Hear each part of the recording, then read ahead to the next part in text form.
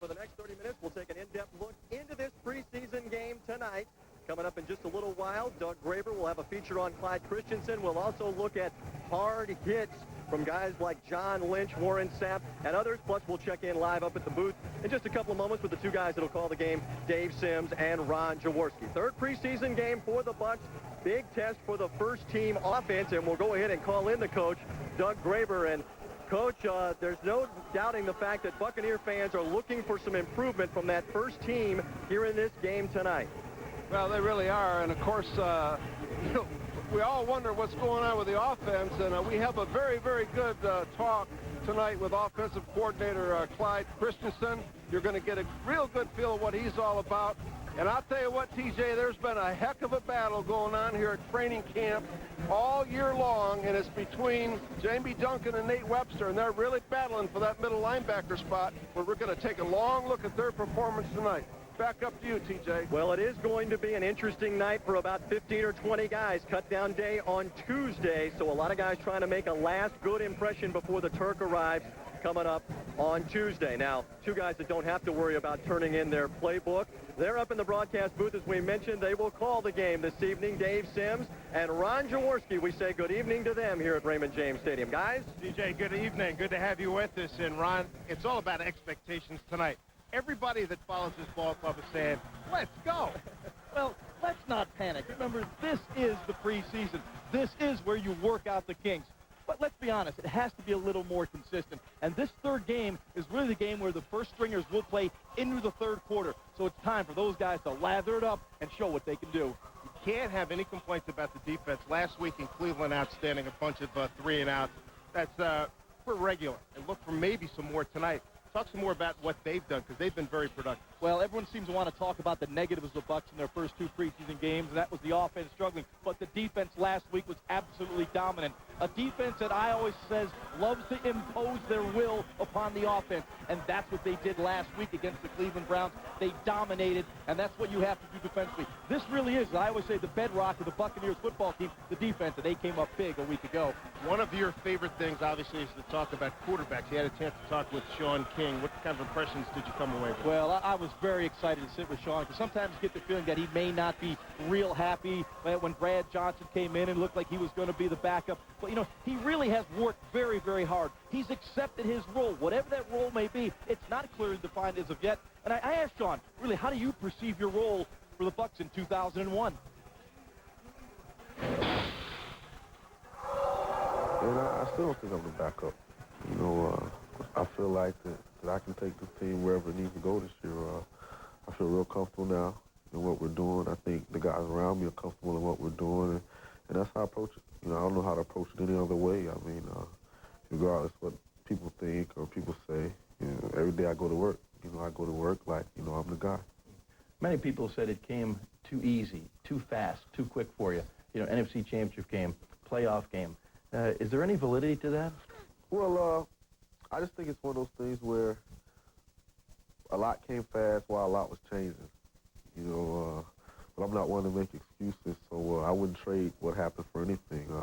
I learned a lot, you know, sort of a thing where I was learning as I was going, but then you put those expectations that we had, and, you know, it's not a lot of patience. But, you know, I wouldn't change anything. You know, I'll be better for it.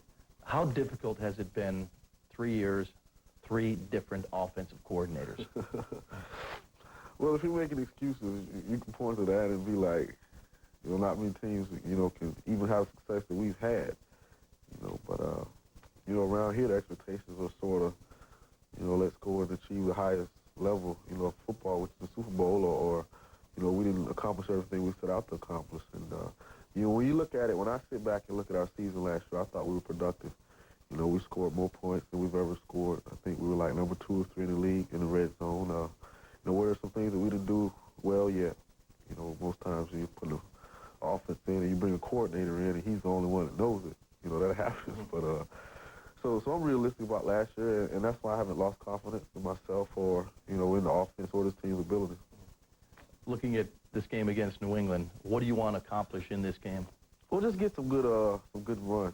You know, one of the things, the down things about the preseason is, you know, neither one of the guys really gets a chance to get in there and really, you know, get a feel for the game. And, and get to play, you know, a full thing. So I think the starters are going to go maybe first half, first drive or third, and hopefully I'll get to finish the game.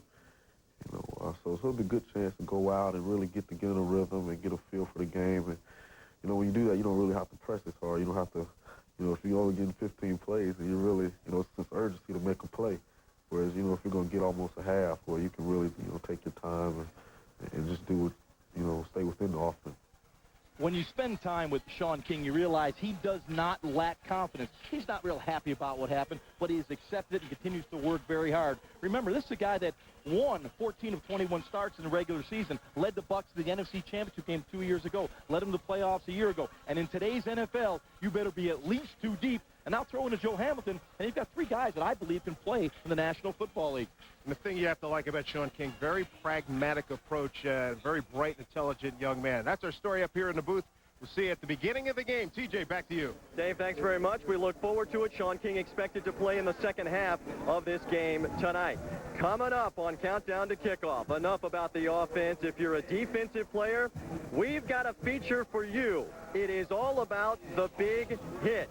You're going to see one of the nastiest hits in NFL history, and it was made by a Buccaneer. Bucs and the Patriots coming up live here at Raymond James Stadium.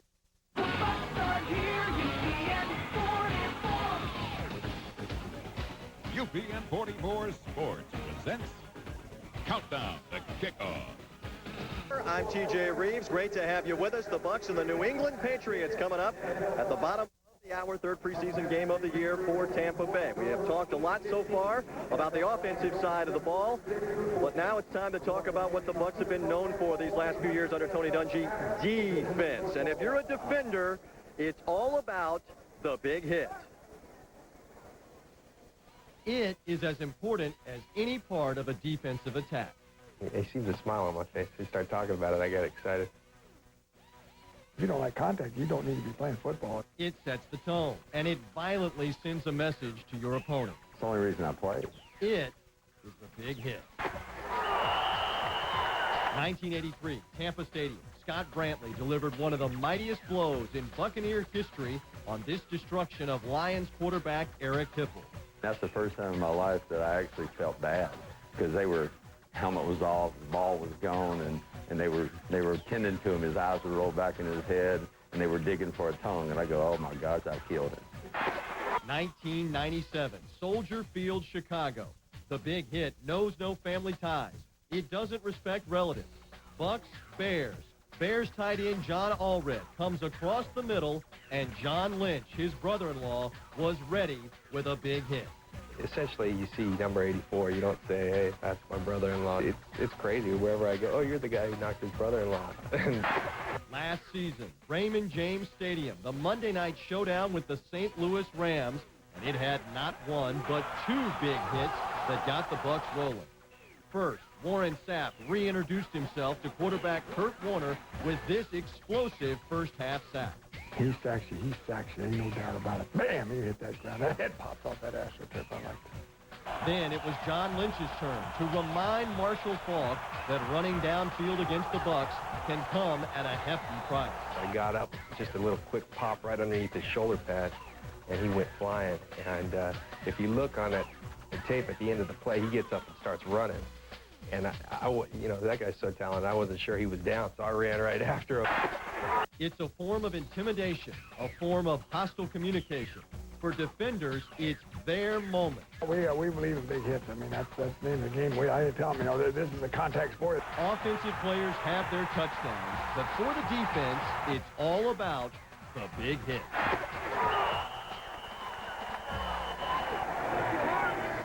Well, and a look at Scott Brantley and what he's up to these days. He's now talking on the radio, on the Buccaneer Radio Network broadcast with Gene Deckerhoff. That hit some 18 years ago is still legendary. Doug Graber, you used to be a defensive coordinator for this team. I know that you had to be salivating watching all those big hits right there. I'll tell you, TJ, I really enjoyed that piece, and I'll tell you what, you know, the one thing that will never change in the sport of football is I don't care how high-tech it gets, people respect hitters. Football players respect hitters. Some people just have that ability to absolutely uncoil in the last 6 inches and to really lay people out. I had the good fortune of coaching Scott Brantley. He was a big hitter. You saw the hit by Lynch. He's one of the premier hitters in the NFL. Sap can explode on you. And I tell you, as a lifelong defensive coordinator, I love it. Back to you, TJ. All right, it's their touchdown, as we were talking about. That's what they live for in this sport. Still to come here on Countdown to Kickoff. The Bucs and the New England Patriots revving it up. Everybody wants to know about that Buccaneer offense. Is this the night where the first unit breaks out, puts some touchdowns on the board? We'll talk to the offensive coordinator, Clyde Christensen. That's coming up here live on UPN 44. Back here live at Raymond James Stadium. We are on the pirate ship just outside the north end zone as the Bucs and the New England Patriots get ready for battle here in preseason game number 3. I'm TJ Reeves. Great to have you with us here on Countdown to Kickoff. We'll call in the coach, Doug Graber, one more time here. And Doug, a lot has been made about the offense. We heard Jaws and Dave Sims talking about it. We have touched on it briefly. Is too much being made out of the first 2 preseason games? What do you think? Well, I think there's a slight case to be a little bit concerned. It is the preseason. This is more of a veteran team, too. And veteran teams, they don't get as excited about the preseason as some of the younger teams do. So, now, I'll tell you what, TJ, if they don't play a little bit better offensively tonight, then I think there's a little reason for concern.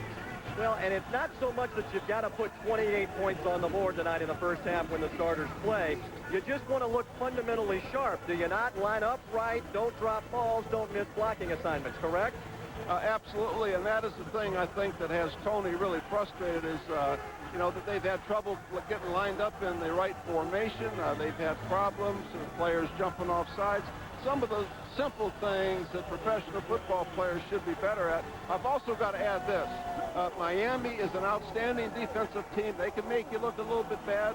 And I'll tell you, I think Cleveland will surprise a lot of people because the strength of that football team is certainly their front 7. Well, Doug, speaking of defense, the one thing that is consistent about this football club is their defense. And last week against the Cleveland Browns, the defense was there in full force in preseason game number 2. Absolutely, and I think the defense was a little bit embarrassed that they're showing in the Miami game, and I'll tell you what, man, they were flying last Saturday night up in Cleveland, and I really think the defense, they have set very, very high goals for themselves, and, the way they played last week, I think we're going to see more of that tonight. They're a little bit embarrassed even about last year, about how people were able to run the football on them a little bit, and they're certainly out to fix that. Well, speaking of things that are flying around, we're up here on the pirate ship. We got beads, we got footballs, we got all kinds of things flying around. As a coach, preseason games, they don't mean an awful lot generally, but tonight you kind of get the feeling around this stadium that this one may mean a little more because the starters are going to play significant time this week, not as much time next week. Takes on a little added significance. Yes? Do you think so? Well, absolutely. And some coaches, like I just talked to Bill Belichick, who's an old friend, they put a lot of emphasis on winning preseason games, as Bill Parcells did, his boss. Tony would like to win them, but he's not going to do it at all costs. Well, that is the story of this preseason so far. The offense, and can it get on track? We'll find out coming up in just a little bit. When we come back, Doug Graber takes an in-depth look at the new offensive coordinator, Clyde Christensen. That's when Countdown to Kickoff continues. Thank you in just a moment. James Stadium as Countdown to Kickoff continues on UPN 44. Been talking an awful lot in this pregame show about the Buccaneer offense, and we're going to bring the coach, Doug Graber, in here one more time. Doug, you had a chance to sit down with Clyde Christensen, the 3rd different Buccaneer offensive coordinator in 3 years. To say that there's a lot of pressure on this guy is pretty much accurate, is it not? Well, I think it's very accurate, and I like Clyde a lot, and I'll tell you why, because I'm a big believer in coaches that pay their dues, and the term I like to use is he rode the buses. He coached those little small schools. He's paid the price to get here. I think he's ready for this job. There's a lot of talent. He knows that. There's a lot of pressure. He knows that. I think this is a very interesting interview, and will give you some real insight into what he's all about. I think the 2 things that jump out are third third and short. I knew you were coming to that. Short yardage was an Achilles heel for us, and that has to improve, especially with All-Star. You know, there's no excuse for us to be 31st in the league on 3rd and 1, and so we have to improve that. We've been addressing it in camp, and then I think consistency. You know, we've done things well at times. We've thrown the ball well at times. We've thrown the ball deep at times. We've been explosive at times, but we've run the ball well at times. But we haven't been a 16-game, game in, game out, consistent offensive unit. We've had too many lulls and too many ups and downs.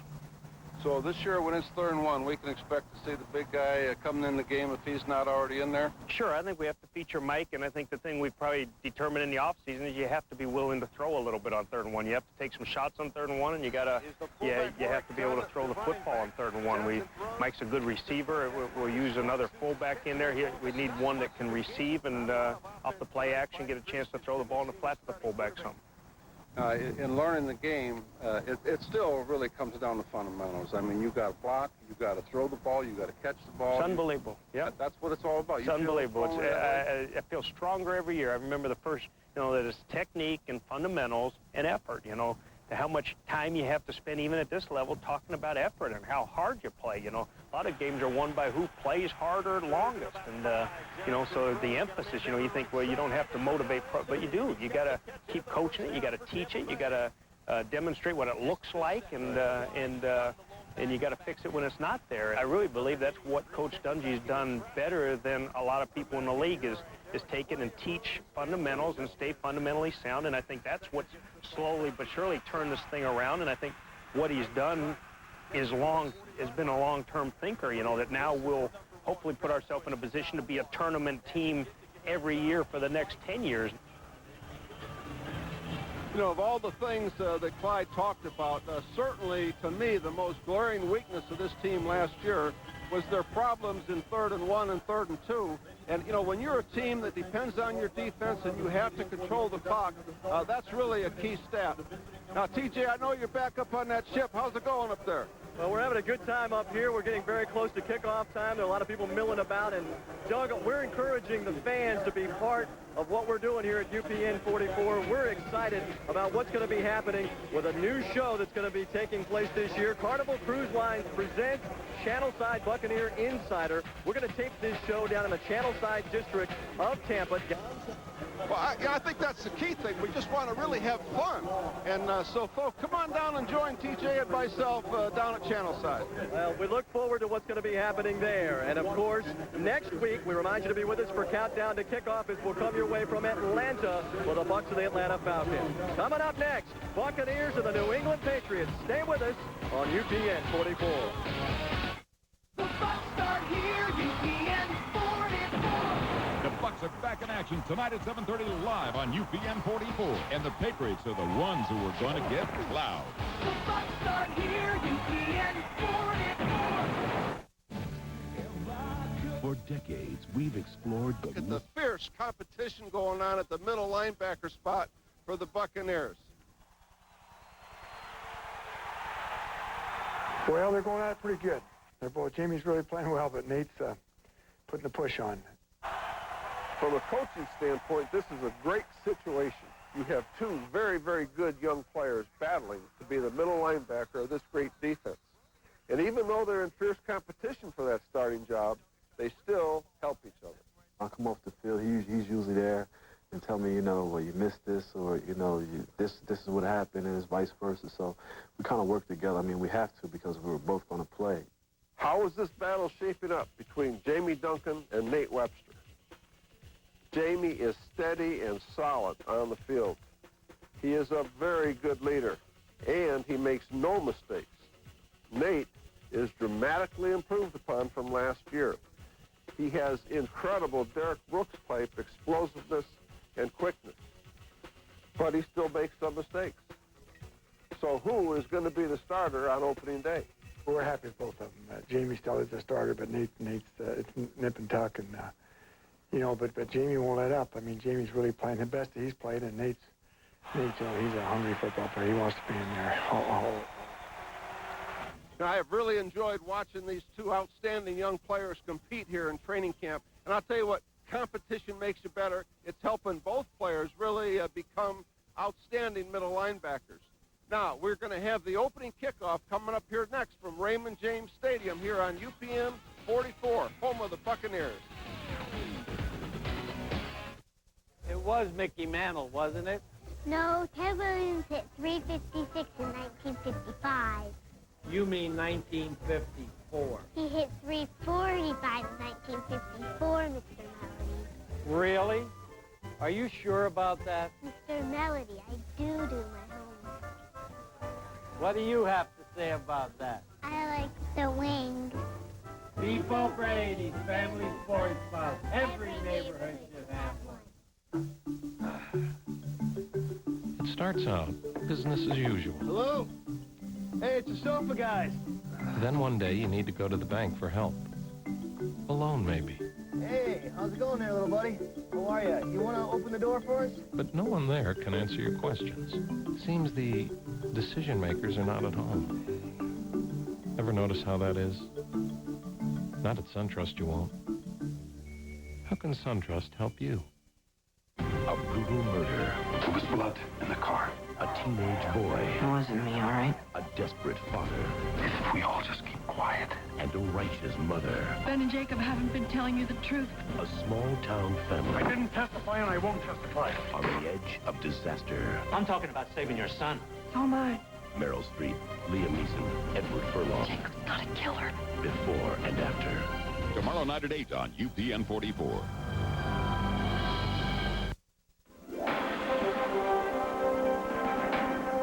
The following is a special presentation of UPN 44 Sports.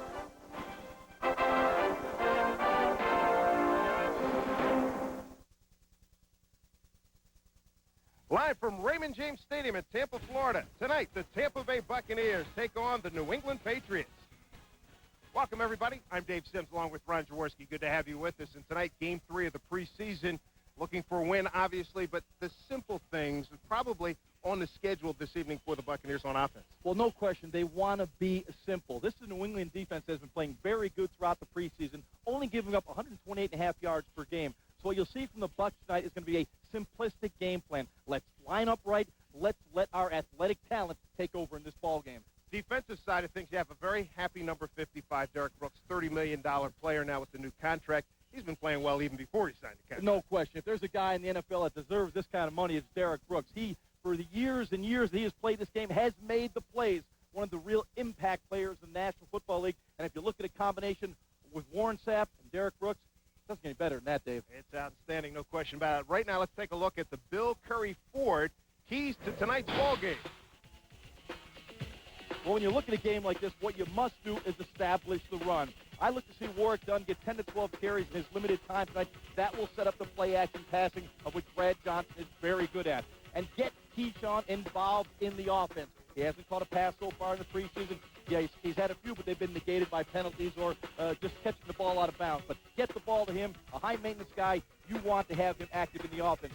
And from a defense perspective, Drew Bledsoe likes to be comfortable in the pocket. You need to make him uncomfortable. Get some hits on him early. It's going to be interesting tonight, too, when you look at this Bill Belichick team that has played very well on defense. What do you think about that matchup tonight? Well, what they like to do is beat you with design and with scheme. And in the preseason, that is very effective. In fact, Bill Belichick likes to win every time he goes out, even in the preseason. So in the second half, when the Bucs have their second and third line players in there, it'll be tough because Belichick will come with those blitz schemes, those zone blitz schemes that he likes to attack with, and it's tough on the young guys. It sure is. Game 3 of the preseason. We're all set. Glad you're with us. Opening kickoff is coming up right after this timeout.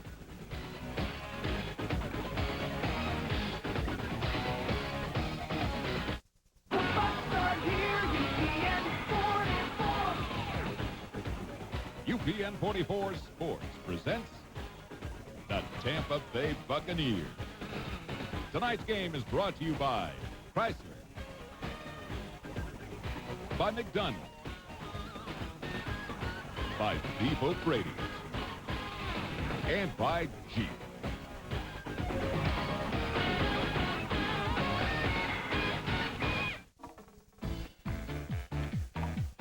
In Florida, we move to our own rhythm.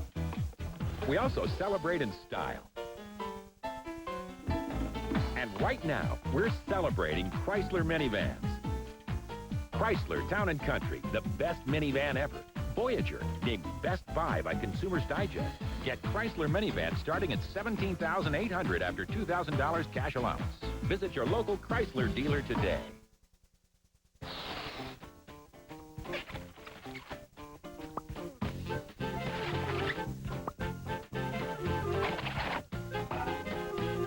Having just one way to express yourself can be frustrating. That's why Singular Wireless offers a range of airtime options.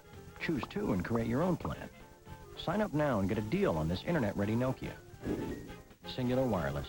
What do you have to say?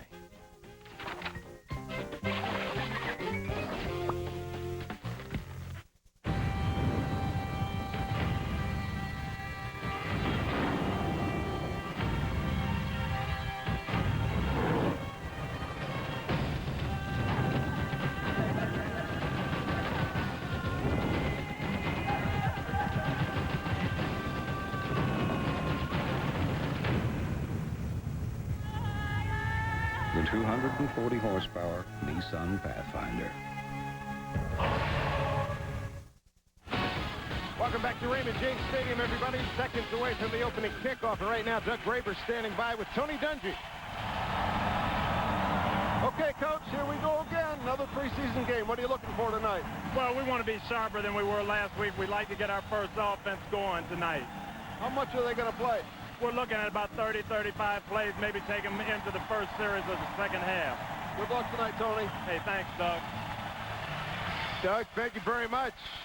As we get ready to get it going here, Andrew Bays, what did you think of Tony's body language? I think it's pretty intense tonight. No question about it, David. I think this game is now important for him. He has not been happy with the progress of the offense. He wants to see that spark tonight. I had a chance to talk to Clyde Christian. He said they've had a good week of practice. You know, Brad Johnson's been working with the #1 wide receivers all week that he feels they are about ready to break out. Well, here we go. Andrew Bays puts his foot into the ball, and we are underway here at Raymond James Stadium. Kevin Falk from about the 10, fumbles there. Doesn't regain. Still loose ball. Who's got it? New England has recovered, but they will not have good field position to start with. David Gibson made that hit. So here comes Drew Bledsoe. 17 touchdowns, 13 picks last year. He got sacked 45 times last year, Josh. Yeah, the key to Drew Bledsoe's success is his offensive line. They did not play well last year. Bledsoe is not an immobile guy. He's not going to beat you outside the pocket. He needs that cushion to step and throw the football. If he doesn't get it, he throws off that back foot, and he gets himself in trouble. He can become a very inaccurate passer with pressure. You can hear the crowd. They're revved up for the first play. 1st and 10 at the 13 for New England after a 3-yard return. Long count by Bledsoe. On the draw. Keeps it on the ground to J.R. Redmond, the second-year man out of Arizona State. Brought down by Jamie Duncan as we take a look at the Ticos starting lineups. Damian Woody, outstanding. He's out of Boston College, their #1 pick in 1999, anchors that offensive line. There's a look at Damian on the left. Drew Bledsoe, big man. Down about 230 pounds, dropped some weight. 9th year out of Washington State with a big arm. He has a gun. He can throw the football. Here they go empty. They're going to attack with the pass. 2nd down on this play. Man in motion, empty backfield, throw it out to the flat. They get it to Tony Brown. Tony Brown's got the first down for New England. Troy Brown, beg your pardon, out of Marshall. Very reliable receiver. Anthony McFarland brought him down. The Tico starting defensive lineup for the Buccaneers. John Lynch, of course, anchoring from that strong safety spot. Last week, the first team defense was outstanding, going forcing 3, 4, and outs. 10-yard pickup there. First down for New England. Ball's at the 26-yard line. Double wides to the bottom of your screen. Trying to keep it on the ground. Mark Edwards out of Notre Dame rumbling forward. Picks up about 8. Took a bunch of bucks to bring him down. One of them, Dexter Jackson, number 34. Mark Edwards, 6 foot, 245, a 5-year man out of Notre Dame. Played with Cleveland last year. Originally drafted by San Francisco. Picked up 9. Charlie Weiss is the Patriots offensive coordinator. He believes in creating matchups that favor his personnel. As we saw a few plays ago, going empty, the 5 attack look to the outside. That play going 3 wide receivers running the draw. He's looking for the matchup that favor his personnel as he probes early. New England Patriots 2-0 in the preseason. They beat the Giants 14-0. Beat Carolina 23-8 last week. Kevin Falk, not much doing there. Maybe got back to the line of scrimmage. They had Anthony McFarland got a piece, tripped him up. But that'll bring up a 3rd down and short. And Warren Sapp with quick penetration to the inside, as well as Anthony McFarland. One of the key matchups in this game you'll want to watch, Warren Sapp against Saleh Assia, the left guard for the Patriots. That should be a matchup that favors Warren. Much quicker at the point of attack in the passing situations. Sapp will be effective. Antoine Smith, later the Buffalo Bills in the game. Play action, Bledsoe, deep ball, right sideline, incomplete. Well, Bledsoe really aired it out that time. Donnie Abraham, just excellent coverage. As the receiver breaks the sideline, you want to squeeze it down. The quarterback's going to try to throw the ball out in the box. That's the area between the defensive back and the sideline, and just great coverage by Abraham. You'll take a look right here and see Warren Sapp. Now, right there with the rip arm, boy, just that little split second to get the pressure on Bledsoe may have forced that incompletion, but the coverage was perfect. Veteran Lee Johnson with the kick. And they let it bounce, and boy, does it take a great New England bounce. Robert Kilo didn't come up to make the fair catch, and it took about a 20-yard roll, and that's really costly for the Buccaneers. When we come back, the Bucs will put it in play from their own 5-yard line here at Raymond James Stadium. The group that Buc fans want to see explode this evening against this New England ball club, which is 2-0. Bucs, of course, 0-2, and Brad Johnson getting the start. Last week, just 7 of 13, 43 yards, no touchdowns and no interceptions. Splitting 53% on the season. You know, Dave, there's a different approach being taken by these teams. The Patriots are trying to win preseason games under Belichick. He's trying to instill that winning attitude even in these preseason games, where for the Bucs, you know, it's not imperative that they win every game they line up in. First down play from the 6. Keep it on the ground. Warren Dunn scoots through. Open field left side. Got some help. Keeps it going. Out to the 42-yard line. A gain of 36 yards by Warwick Dunn on the first play for Tampa Bay. Running over the left side, Kenyatta Walker, the big rookie from Florida, dominating at the point of attack. Excellent little delay, coming back to the inside, cuts it back over this line. Look at the lane created right there. Oh, this is where you love to see Warwick Dunn in space. Tough guy to bring down, setting up the block for Jaquez Green and getting pushed out of bounds. Nice job by Green. Helped escort Warwick downfield. Great field position out the 41-yard line. Offset backfield on this 1st and 10.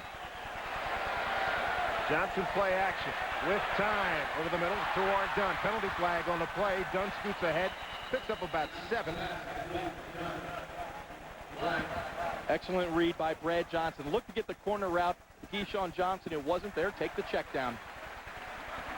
Johnny Greer, the official tonight, the referee. There's Johnny Greer with Carl Pagnelli, Johnson, Bergman, McGrath, Rosenbaum, and Green. That's the law firm they get going. Holding, 52, defense. Still first down. Ted Johnson, the guilty party, the starting middle linebacker, 7-year man out of Colorado.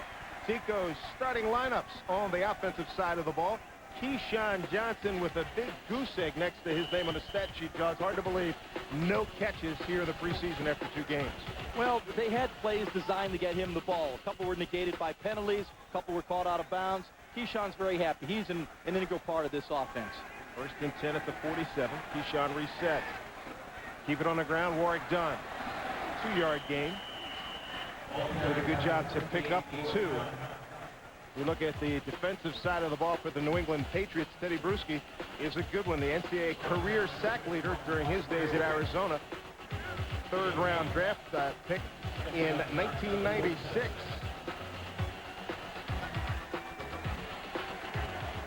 Let's look at Mike Vrabel, the other outside linebacker, signed in March after 4 years in Pittsburgh. Very good edge pass rusher. Plays that linebacker position, but gets after the quarterback. 2nd down and 9. Brad Johnson to throw left side. Short pass. contained nicely by New England as he completes it to Dunn. Otis Smith in his second tour of duty with the New England Patriots, along with Roman Pfeiffer, the ex-Jet. And let's go down to Doug Graber for the St. Luke's focus of the game. I'll tell you, we're really going to be tracking these linebackers tonight. The plan is Jamie Duncan's going to play the first half, Nate Webster the second half. I'm going to watch him every step of the way. Back to you guys. All right, Doug, thank you very much. Carl Truth Williams in the 4 wide out set. Carl in the slot near side. Johnson to throw. Throws underneath. Close to a first down. Carl Williams has it. Antoine Harris and Lawyer Malloy on the stop for New England. That's going to be real close. Number 86, Carl Williams. Had to get to the 44-yard line, and Johnny Greer's going to call a timeout and measure. Clyde Christian's going to use a lot of different formations as the season progresses. One of the backbone plays will be the bunch formation. You'll see 3 wide receivers line up on that side of the field, and Warrick Dunn gives you this kind of versatility because he can run the plethora of routes, and you'll see it right here once again. 1, 2, 3 wide receivers in tight. What they like to do is get something deep down the field, try to get the big play that way. If it's not there, take a little check down to work and move the chains. It's an excellent formation, causes a lot of confusion to the defense. Inches or centimeters, take your pick. Very few. That's how far they have to go. Preseason, baby. Let's go for it. Rock and roll. Let's go. 9:16 to go, first quarter. First possession by the Buccaneers. Warrick Dunn with a 36-yard run on the first play from scrimmage. So far, the best offensive highlight for the Bucs. 4th down and inches. They go with Jameel Cook and Rabi Abdullah out of the I formation. Abdullah goes in motion. Brad Johnson takes it, got the first down, Tampa Bay. Well, they're going over big Todd Washington right off the bat. They got confidence in the center, filling in for Jeff Christie. Hey, blow him back there, get 2 yards. It's a big, strong quarterback, Brad Johnson. Really enjoyed talking to Todd today, and really likes working with Brad Johnson. One of, as you talked about so often, a terrific play-action passer. But Todd Washington told me that this offensive line is coming together real well. Yeah, and Tony Dungy, Clyde Christian, the entire offensive staff feels very comfortable with Todd Washington center. He can make all the calls as a center has to do in this Bucs offense. They feel there will not be any fall-off when he gets into play. Keyshawn overloading now, top of your screen. 3 receivers. Throw it to Keyshawn, his first catch, but for no yardage. He slipped on a play. Tough break. In fact, they may have lost one. The veteran Terrell Buckley, last year with Denver, makes the stop for New England. 2nd down 10 at the 42. When you're throwing against Terrell Buckley, he is a real gambler. He will guess, he will jump in front of routes and try to pick and take the other way. You can take advantage of him, right? John Holt spotting across tonight. That little hitch and go, little shoulder roll flag the other way. He may get a few, but you can get him. Terrell with 38 career picks. Buccaneers with 53 yards. 50 so far on this drive. Check it out right here with Brad Johnson scrambling, throwing out of bounds intended for Jaquez Green. Pressured in that backfield. Bobby Hamilton, the ex-Jet, giving pursuit. You know, Dave, last week we talked about the Bucs not attacking down the field. That play was designed to attack down the field. It was excellent coverage in the secondary by the Patriots. They do have a very good secondary. You'll see the replay right here. They're going to try to get the ball up the field. You see Keyshawn breaking up to the center, trying to get that seam. It wasn't there. You see Buckley fall back to the inside. Nothing there. Brad Johnson did the right thing. Hey, let's go 3rd and long rather than 3rd and 20. 3rd and long indeed. Show blitz. Here comes New England. Johnson hangs in, throws tight end Dave Moore. Short gain, maybe 4 yards. Good coverage by Antoine Harris, the second-year man out of Virginia. So that drive, which started so well with the 36-yard pickup by Dunn, stalls now. And they'll bring in the punt unit. Dave, when you can start inside your 10-yard line and you move it out to your opponent's 38, that is a very good drive. You exchange field position. Aaron Longley standing at the Tampa Bay 47. That time. Going for the high hanger. Troy Brown was deep, but he got way too much of that, about 9 yards deep in the end zone. Where is the coffin corner kick? Amen, brother. Where is it? It's a lost start. We're getting old, John. Boy, we remember that stuff. 6:55 to go, first quarter, no score. Ron Jaworski, Doug Graber with you, and right now let's go down to the sideline at T.J. Reeves with the Cairo Med injury report. Guys, thanks very much for the Tampa Bay Buccaneers. They're trying to get healthy as much as anything. Still Mike Allstott on the shelf with a bad hamstring. He is practicing some. Not expected to play this week against Atlanta. Jeff Christie with that sprained knee ligament from last week will probably be out into the second game of the regular season. Marcus Jones also injured. And for the Patriots, they've got 3 different offensive linemen banged up. So guys, back up to the booth.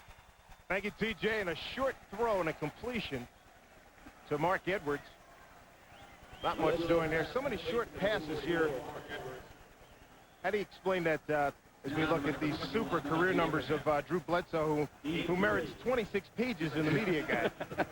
And deserves it. He's had quite a career up there with the Patriots, but has never been able to really take them where they would love to go, where Bob Kraft would like to take the Patriot organization. They have not been able to give him the supporting cast that's necessary. Edwards with room, rumbling into the secondary, ran through John Lynch to the 35, first down, New England. Nice pickup of 15 for Mark Edwards. Dave, last week we spoke so highly about Simeon Rice rushing the quarterback, but Simeon has to be more stout at the point of attack. Right there, he can't get pushed back to the inside. You can see that seam created there for Edwards.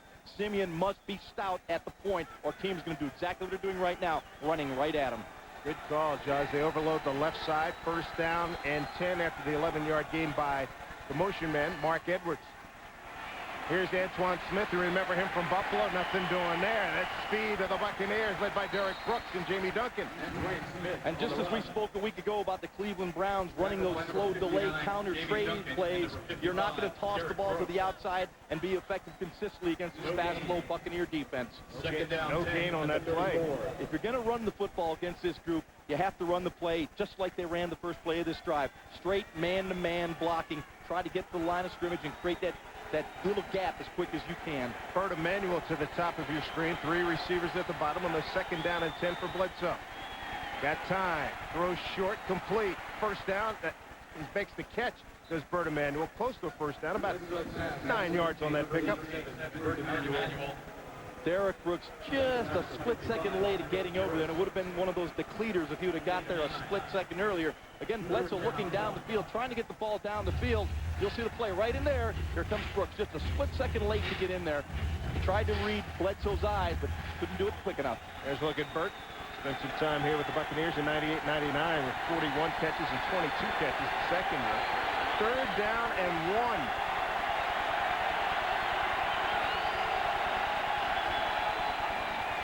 Antoine Smith close. Jamie Duncan there. Did not get it. Did not get it. Derek Brooks, great penetration, slowed him up before he got to the line of scrimmage. There you see Derek right there in the exchange position. Simeon Rice outside. He's on the inside, taking on Mark Edwards. Blow it up in the backfield. That's what it's all about in those short yardage situations. Penetration and blow it up. Boy, that looked just like that looked like a drill you do in preseason camp, right? The Oklahoma Nutcracker. You got that right. Wow. Artie Schottenheimer did that with the Washington Redskins this year, and guys like Bruce Smith, who's been around for 87 years, went, what are we doing? Yeah, I hear you. Just a little bit short. So Tampa Bay's defense holds once again. And they'll bring Lee Johnson back onto the field for the punt. Lee in his 17th year out of BYU. There's Derek Brooks. Brings a smile to Tony Dungy's face. Let's see what Robert Kilo does on this punt return. Last time he didn't make the fair catch and cost the club about 20 yards. Good kick by Johnson. Calls for the fair catch this time at the 12-yard line. So this starting position not a heck of a lot better than last time. That punt of 42 yards. Lee's got it going on tonight. A 60-yard punt, a 42-yard punt. Tampa Bay in a hole again. With the moon hanging over Tampa Bay. Welcome back, everybody. Dave Sims, Ron Jaworski, Doug Graber, TJ Reeves with you. And they're having fun over at the ship. Getting the doubloons out. Second possession for the Buccaneers. First team to this point. That's almost as many yards in their first drive. They had 51 yards in that first drive as they had all season, preseason. Dunn in motion. Johnson going to throw it. Out pattern. Warwick Dunn steps out of bounds at the 14-yard line. Hey, Dave, you know how I love these useless stats, but here's a pretty good one. In the NFL, in the history of the NFL, only 15 players weighing 190 pounds or less have rushed for 1,000 yards in a season. Of course, one of those guys is Warwick Dunn. And only 3 of them have done it back-to-back. That was Greg Pruitt, Joe Cribbs, and Charlie Garner, 99 and 2000 in San Francisco. So, well, I'll tell you, he is a durable guy that lines up every week and gives you all he's got. Just a pickup of 2, 2nd down and 8, the 14-yard line.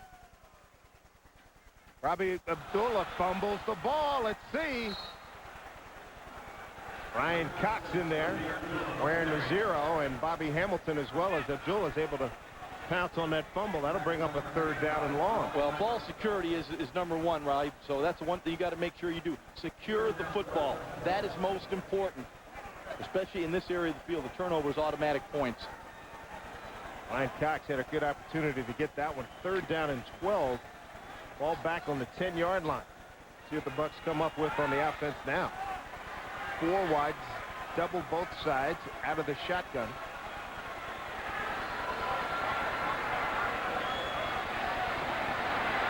Johnson hangs in, throws, and short. Not a good play there. Jacques Green, the intended receiver. Not a good throw by Brad Johnson, and you hear a smattering of boos, and actually it sounds larger than just a smattering. Well, Brad tried to hit the seam up the left sideline to Jacques, and basically the Patriots went with a 3-man rush, 5 underneath and 3 deep, and just tried to squeeze in there with a very tough throw in a long yardage situation. You get in 3rd and 10 plus, it plays to the defense. Longley into punt. Terrell Buckley back for New England. New England going for the return. Pretty good kick. Back to the 42-yard line. Buckley swarmed under. Didn't take long. David Gibson got him number 46 after a 47-yard punt. We may have a roughing penalty or running into the kicker penalty.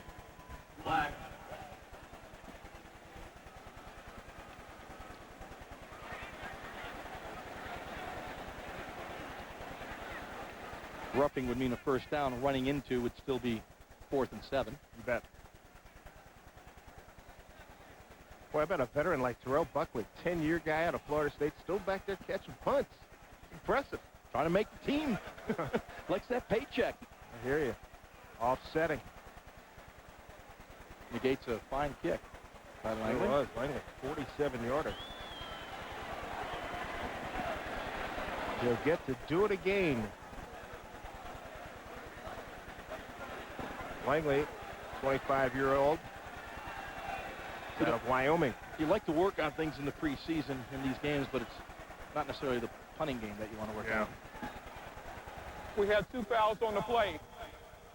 Ineligible member of the kicking team, downfield, number 80. Holding on the receiving team during the kick. The penalties will offset, will re-kick. Now, Dave, as we watch Johnny Greer make that call, there is a huge meeting in Dallas on Monday.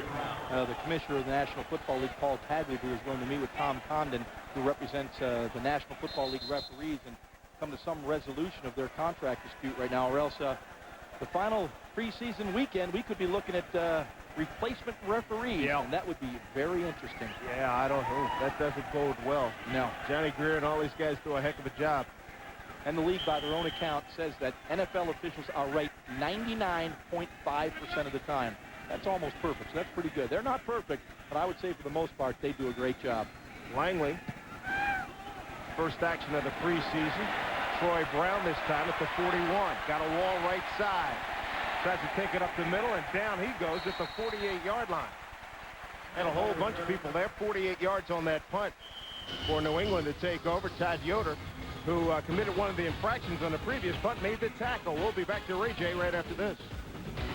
By Warwick Dunn. After an exchange of punts, pick up the action with 2:03 to go first period. Lindsey Nelson. With New England having the ball at their own 49. And that's J.R. Redmond.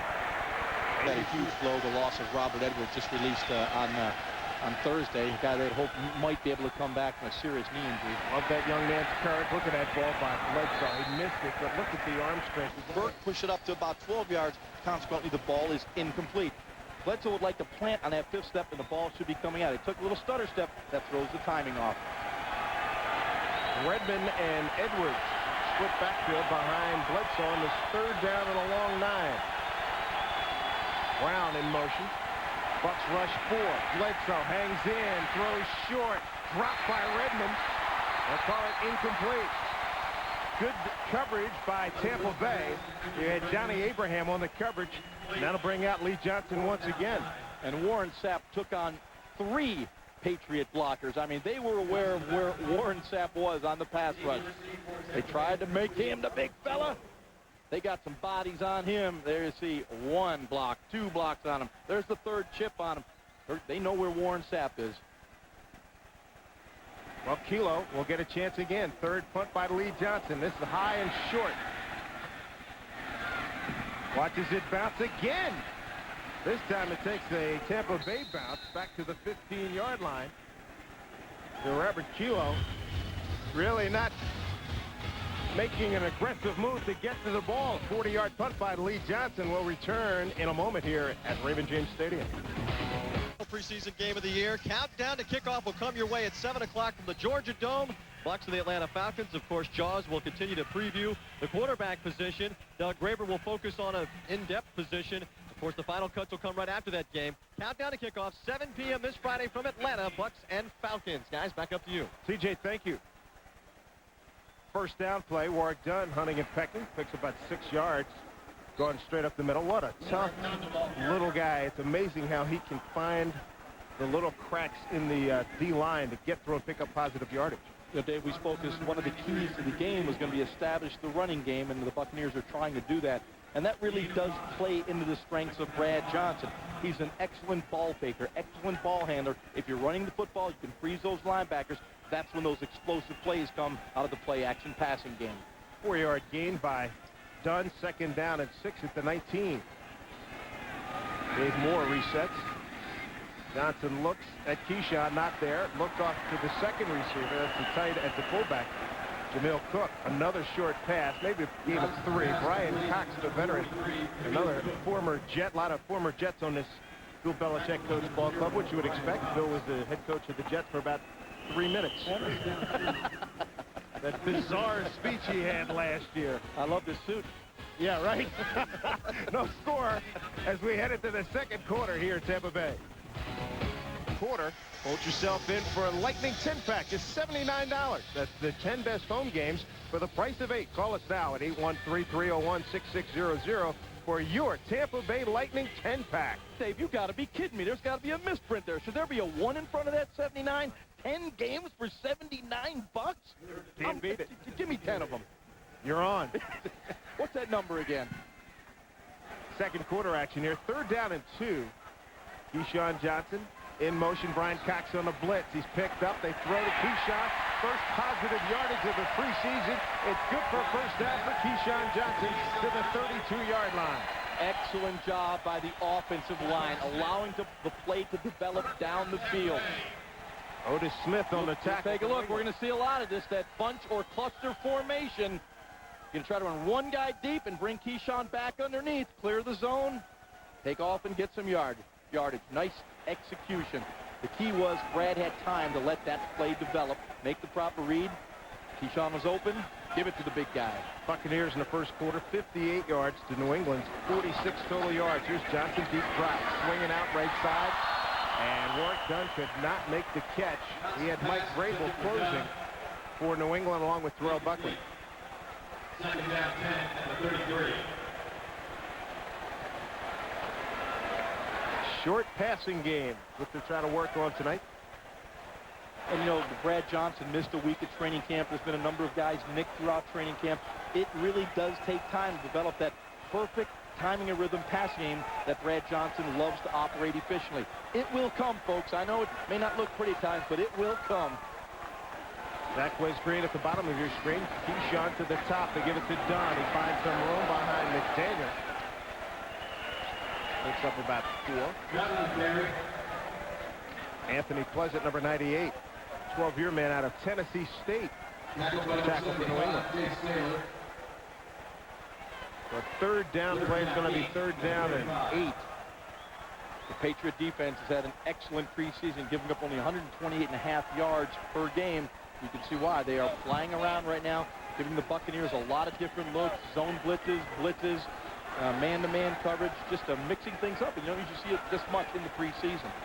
Giving up just 73 yards in the ground in the first 2 games for New England. Time for Johnson. Sideline ball. Green adjusts. Can't make the catch. Covered by Otis Smith.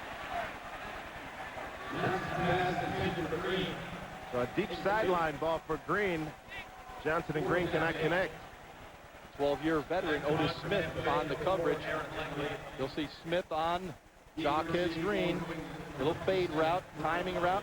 He settled. Ball probably should have kept going.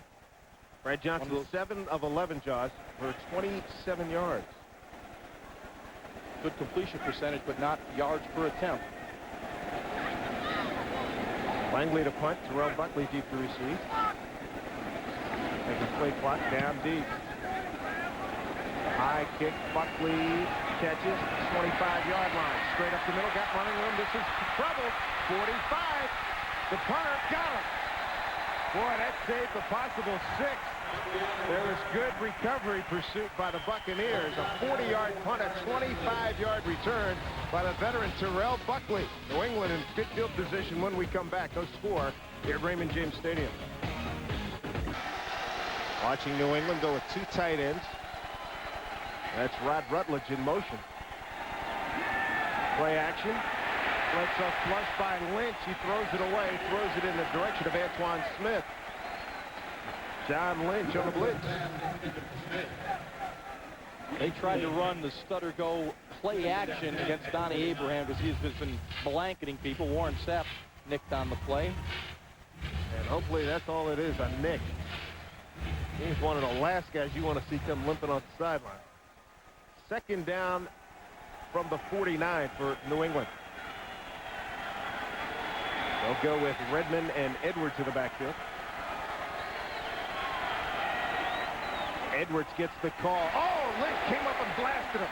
Brooks finally takes him down. You got to really appreciate Mark Edwards taking that hit, keeping the drive going before he was finally taken down by Derrick Brooks. I'll tell you, John Lynch does a great job there from the safety position. They like to bring John Lynch up in the middle right there into pass coverage as well as run defense. It's called a lurk coverage. You bring the safety in to lurk for a wide receiver coming out the short cross, or he lurks for a running back and depletes him right in the hole. Johnny Lynch, boy, you gotta love this guy. He's a throwback football player. John Lynch giving up about 25 pounds to Mark Edwards. Third down, a long 9 for New England. Nickelbacks in for Tampa Bay. Bledsoe steps, got hit. Loose ball, they're waving it off. Simeon Rice with the knockdown. All right, the Buck defense is starting to swarm, starting to kick-start this football team. You'll see Kenyatta Jones right in here. Simeon Rice coming from the outside. Jones doing a good job. We could have called a face mask there. Kenyatta Jones right here at South Florida. Local guy. Actually, the protection was pretty good there for a second. Can't hold on to that ball. The pressure's coming on 3rd and long. Lee Johnson. Kilo. Oh, boy. Let's see. That goes in the end zone. No flags. Still no flags. 52 yards and a punt, and Kilo got a break, huh? He did not wait for the fair catch, so the Bucks will get the ball at the 20-yard line when we return. Right there, there's Robert now. He's back there to receive the punt. If he would have put his hand up near the fair catch, he could not have made that block. That would have been illegal. He did not put his hand up for fair catch. That means he could lay Gerard Cherry out like he did. Well, that 60-year man from California will keep his head on a swivel next time around. Brad Johnson, play action. They pick up the blitz. Throw it down the middle. Got a man. Keyshawn Johnson. First down for Tampa Bay at the 36-yard line. Brought down by Bucky Jones. This play works because they were running the ball effectively on 1st down. You will see the clear out going to the post. You'll see the motion coming in to get him across the field quicker. Hit the soft spot in the zone right there. excellent execution by the Buccaneers offense. There's the void, perfect throw, big gain. Keyshawn Johnson, big target. Love the design, Clyde. Way to go. 1st and 10 at the 38. Keyshawn into the game here. Send him in motion. Fake the reverse. Warwick Dunn. In the open. 1 man to the feet. Down the right sideline. It's a foot race. Warwick Dunn knocked out of bounds. It'll be 1st and goal for Tampa Bay.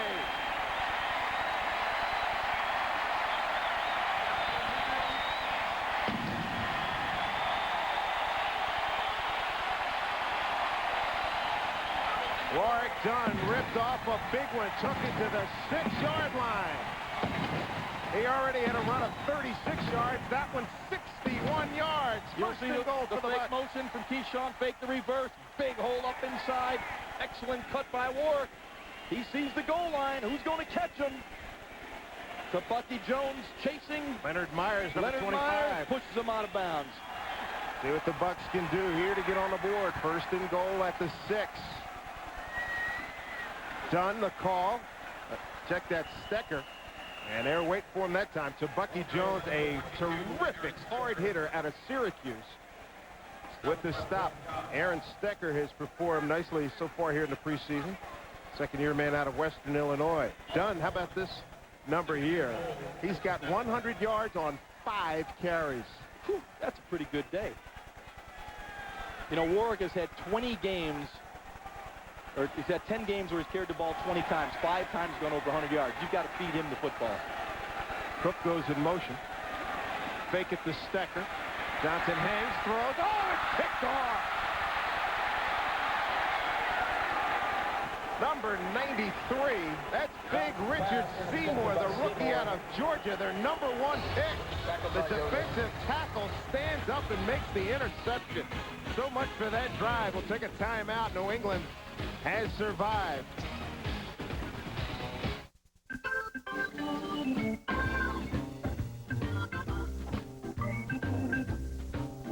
Jaws ends right here. Play action. Try to get the ball quick to Cook in the flat. Not there. Come back. But you'll see the great play right there. Richard Seymour was kind of blocked by Jerry Woods. He fell back inside. The ball trying to get it in there. David Moore around the goal line. What Brad's got to do is take that quick in the flat. Play designed to get it to your fullback in space. Let him bowl over someone and get in the end zone. But give Seymour the credit. He did a nice job of reading the quarterback, making the interception. Raymond James Stadium packed. Fans looking for another defensive stop. They get it outside. Bird Emanuel makes a nice play, picks up 6. Like a naked screen out there. Drew a whole bunch of Tampa Bay defenders. Kelly was there among them. Number 25, along with Simeon Rice. And Monty Kiffin, the Buccaneers defensive coordinator, picking up the blitz pressure, came with Johnny Lynch off the weak side there. That was probably what we call a sight adjust. When you see that safety blitz, just pick up and throw the ball to your wideout. Get him one-on-one against the corner. 2nd down and 3 for Bledsoe and New England. No score. Almost 9 minutes to go. 2nd quarter, Bird Emanuel had it and dropped it. Would have been a 1st down had he maintained control. Reminiscent of the problems Bird had here in Tampa. 3rd down.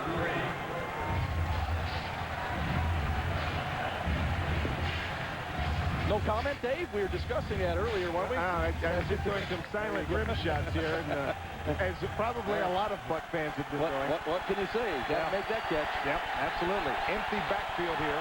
Everybody and their brother go deep. That's what this formation looks like. 3rd down and 3 at the 25.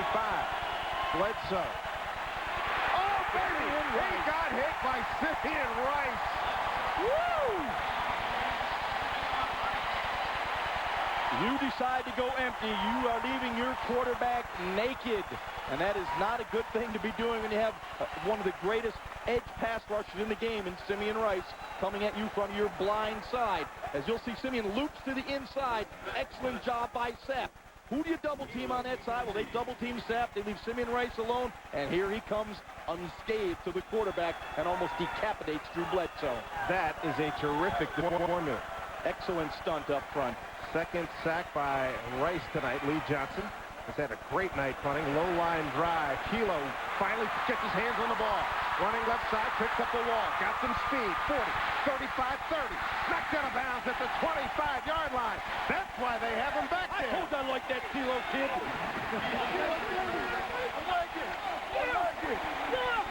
So he can block, he can return, he can do it all. That time, Robert Kilo finally got his hands on the ball. And something positive happened for the Buccaneers. How about some points? Got to the edge here, did a good job. Punt of 34 yards, a return of 27.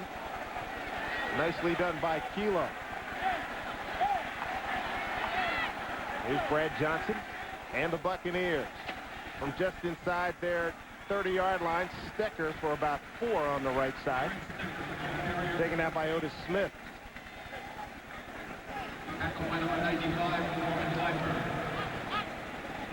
Stecker looks a lot quicker, doesn't he? Yeah, really does. Last year, you know, we spoke about this last week, played NFL Europe the whole season, came in here, you know, just left a long season, comes to training camp, a little worn out, but boy, the quicks are back.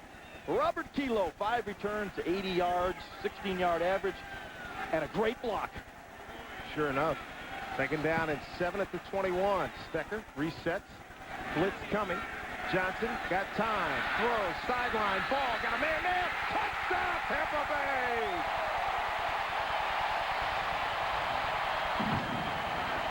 Aaron Stecker on a 21-yard hookup. He beat Teddy Bruschi. It's 6-0 Buccaneers.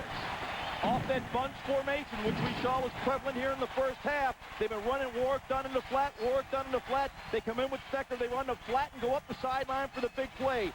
Well-designed play, and Clyde Christian waited for the precise time to call it against the man-to-man coverage, and he gets the touchdown.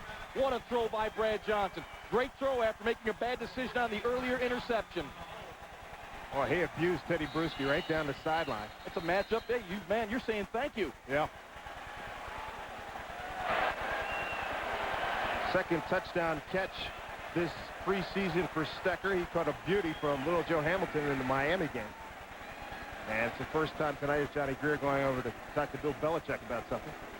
Well, he's probably going to contest the play, check the replay. New England is challenging the ruling on the field of the touchdown. Why not? Preseason, let's see how things are working. Bill wants to see if everything's okay. No problem. Certainly understand that. Yeah. Well, this will be a good indicator right here from the end zone angle. Sideline, there's 1, 2. Oh, that second one maybe a little close. Look good to me, though. Oh, very interesting. That left foot. Yeah. That was not conclusive, though. Scoring drive, 2 plays, 24 yards, 47 seconds. Set up by the Kilo 27-yard punt return. Starting to see some things happening right now with the Bucs offense. Running game now, getting the yards. Of course, you got Warwick done. You're always going to have that opportunity. You're starting to see the play-action passing game come to fruition. All these are good signs when you look ahead to the Dallas Cowboys on opening day. And boy, are they having their struggles, huh? They're going to go with a young rookie quarterback who was barely the starter in college a year ago. And boy, you got a Joey Galloway, Rocket Ismail. You got Emmitt Smith in the backfield, a good offensive line. It just seems to me ridiculous that you're going to throw a young rookie quarterback to the wolves like that. Did you see Tony Banks put up some numbers last night for Washington? Played well. And Tony is certainly an enigma to a lot of people because you watch him throw the football. I mean, he's just absolutely tremendous. And then, he looks like, the second coming of Dan Marino, the way it comes off his hands sometimes. And 2 plays later, he'll just make one of the worst throws you could ever imagine. So in this game, it is about consistency and doing it week in and week out.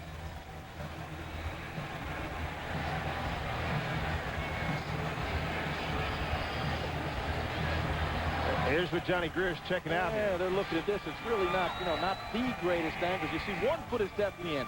And if he can pick that, it looks close, but that side judge was right there. Right there. He's not overruling that baby. I'll buy you an iced tea tonight if he overrules that one, Dave. Non-alcoholic. Thank you for the clarification. Reviewing the play, we have the receiver with both feet inbound with possession of the ball. We have a touchdown. Oh, there's a sigh of relief on the Buccaneers sideline. Bet. So the play does stand.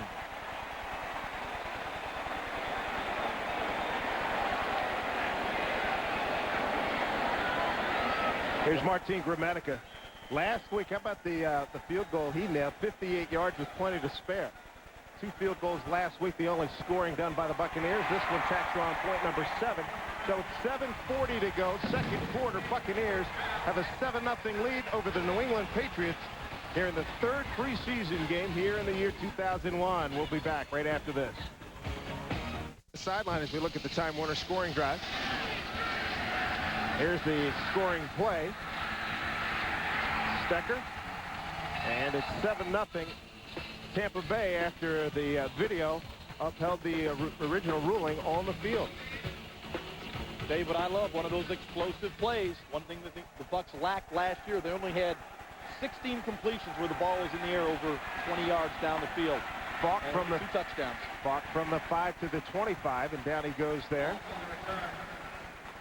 Return of 20 yards. And Corey Ivy came out of the pile pointing to himself that he had made the stop. You know, Dave, I love those explosive plays, and I think you have to find a way to design and manufacture those plays. I mentioned the Bucs last year only had 16 completions all season long where the ball was in the air more than 20 yards from the line of scrimmage. Only 2 touchdowns. Conversely, the Minnesota Vikings, they had 28 completions and 12 touchdowns. So you can see you need those big plays to get points. Bledsoe 4 of 10 for 29 yards. He starts at his own 25. There's that relentless run defense by Tampa Bay. Warren Sapp with the stop. Derek Brooks is just sick. He came in clean. He had one of those great shots to light up a running back and just missed him. You'll see him right there. Look at that shot. Oh, man. A lot of money in his pocket. Maybe it's weighing him down a little bit. Yeah. Only kidding. He made, I tell you what a score he made. 2nd down and 9. Bucs changing their defense, making Bledsoe react. Play clock down to 5. Bledsoe to throw. Simeon Rice got in there. And the pass is incomplete. Tried to get it to David Patton, number 15. Bledsoe's pass intended for number 15. Bledsoe gets up, trying to shake it off. Yeah, he's going, man, I planted on my 5th step, delivered the football, and I still got my clock screen. Simeon Rice, Warren Sapp operating on the same side, puts a lot of pressure on an offensive line. You got the bull coming up the middle. You got the edge rusher in Simeon. Oh, baby, you don't want to be playing offensive line on that side. I'm sure they're going to keep a tight end or a back in to help out over there. 3rd down and 9. 3 receivers, top of your screen. Bucs rush 4. Bledsoe hangs in, throws underneath. Bert Emanuel blasted down at the 31-yard line. And Derek Brooks with the tackle. Lee Johnson getting a lot of work tonight, the New England punter.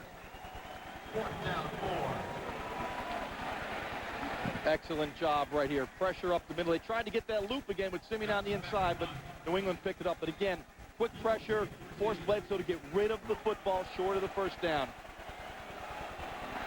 Kilo back to receive this punt from Lee Johnson.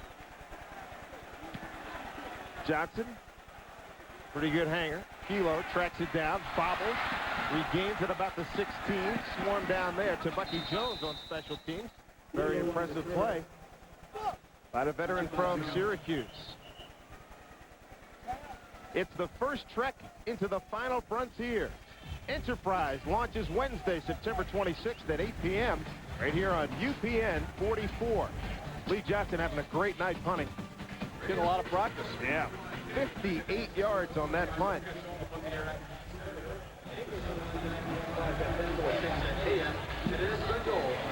All right, the Bucs looking now to create one of those 82-yard scoring drives. 80-plus yard drives in the NFL happen about 1 out of 10 times, or about 10%. So it's hard to drive the field against these very good NFL defenses. Work done back in the game. It's Keyshawn Johnson in motion. Dunn gets the call. About 2 or 3 up the middle. Not a heck of a lot doing there. Brian Cox makes the stop. What about Lee Johnson tonight? 58 yards in that last punt. He's averaging 45-3 tonight. Brad Johnson's numbers tonight, not too bad. He's got that touchdown. He does have the interception. Seymour picked him off as it looked like he had a scoring play 2 possessions ago. Yeah, and knowing Brad Johnson, that poor decision is going to haunt him. He's a guy that plans meticulously, prepares meticulously, and he knows he made a mistake there. 2nd down and 8 for the Bucs. Clock running at 5:15 to go, 2nd quarter. Grant took it down, gets out of trouble, and does the right thing and throws it out of bounds. That's a veteran play. That's correct. Roman Pfeiffer with the penetration. 3rd down 8. We'll take a look at Todd Washington here on the inside, replacing Jeff Christie. Does a real nice job with help on the double team. Keep your hands, push, push in the face a little bit. Good job, Todd. Always keep working. Clyde Christian was very impressed with Todd Washington, that he understands what calls need to be made. And in today's NFL, particularly against a New England team that gives you a lot of different looks, you have to make the correct call. Get a man on a man. 3rd down and 8. Grant 8 of 13, 45 yards to the touchdown. Blitz coming. Hangs in. Ball's tipped. And they get a break. Laurie Malloy couldn't get his hands on it, so 3 and out for the Bucs. Brad trying to hit the check down. Had Warwick Dunn open over the middle. We're going to sit here. Pretty good set. There's trying to get the Dunn right there. Matt Stevens knocked it down. Matt Stevens. New England came with one of their zone blitz schemes on that play. The Bucs offensive line and backs did a real nice job of picking it up. Langley to punt. Troy Brown deep to receive.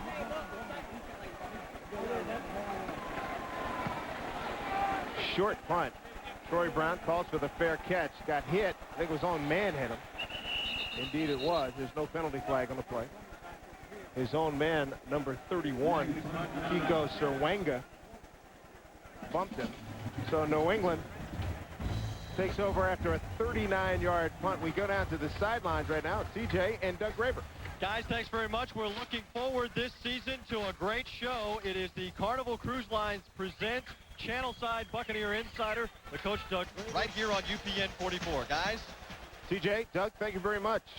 Good field position for the Patriots at the 42. There's a delay. Got nothing doing there for Antoine Smith. Jamie Duncan, the first there for Tampa Bay. Apparently the Patriots coaching staff didn't look at the tapes of how that play worked last week when Cleveland tried to run it.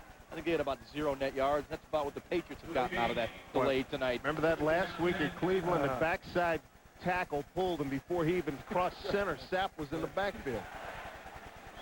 The only way that you can block this offense, this defensive line, is get a body and a body. Any delays and angle blocks are not going to work. 2nd down and 10 at the 42. Straight ahead, Mark Edwards. McFarland got him. Maybe back to the line of scrimmage. Right now, they're killing that offensive line of the Patriots. Tackled by number 92, Booger McFarland. McFarland with 2 sacks on the preseason so far. You be the running back. Where do you go? Nothing but red jerseys. I don't think so. Killing them up front right now. 3rd down and 9 at the 43. They get a stop here. They're going to get the ball back plenty of time and maybe decent field position. Blitz. Bledsoe runs, got a screen, overthrows Edwards. Well, you got to hit that one.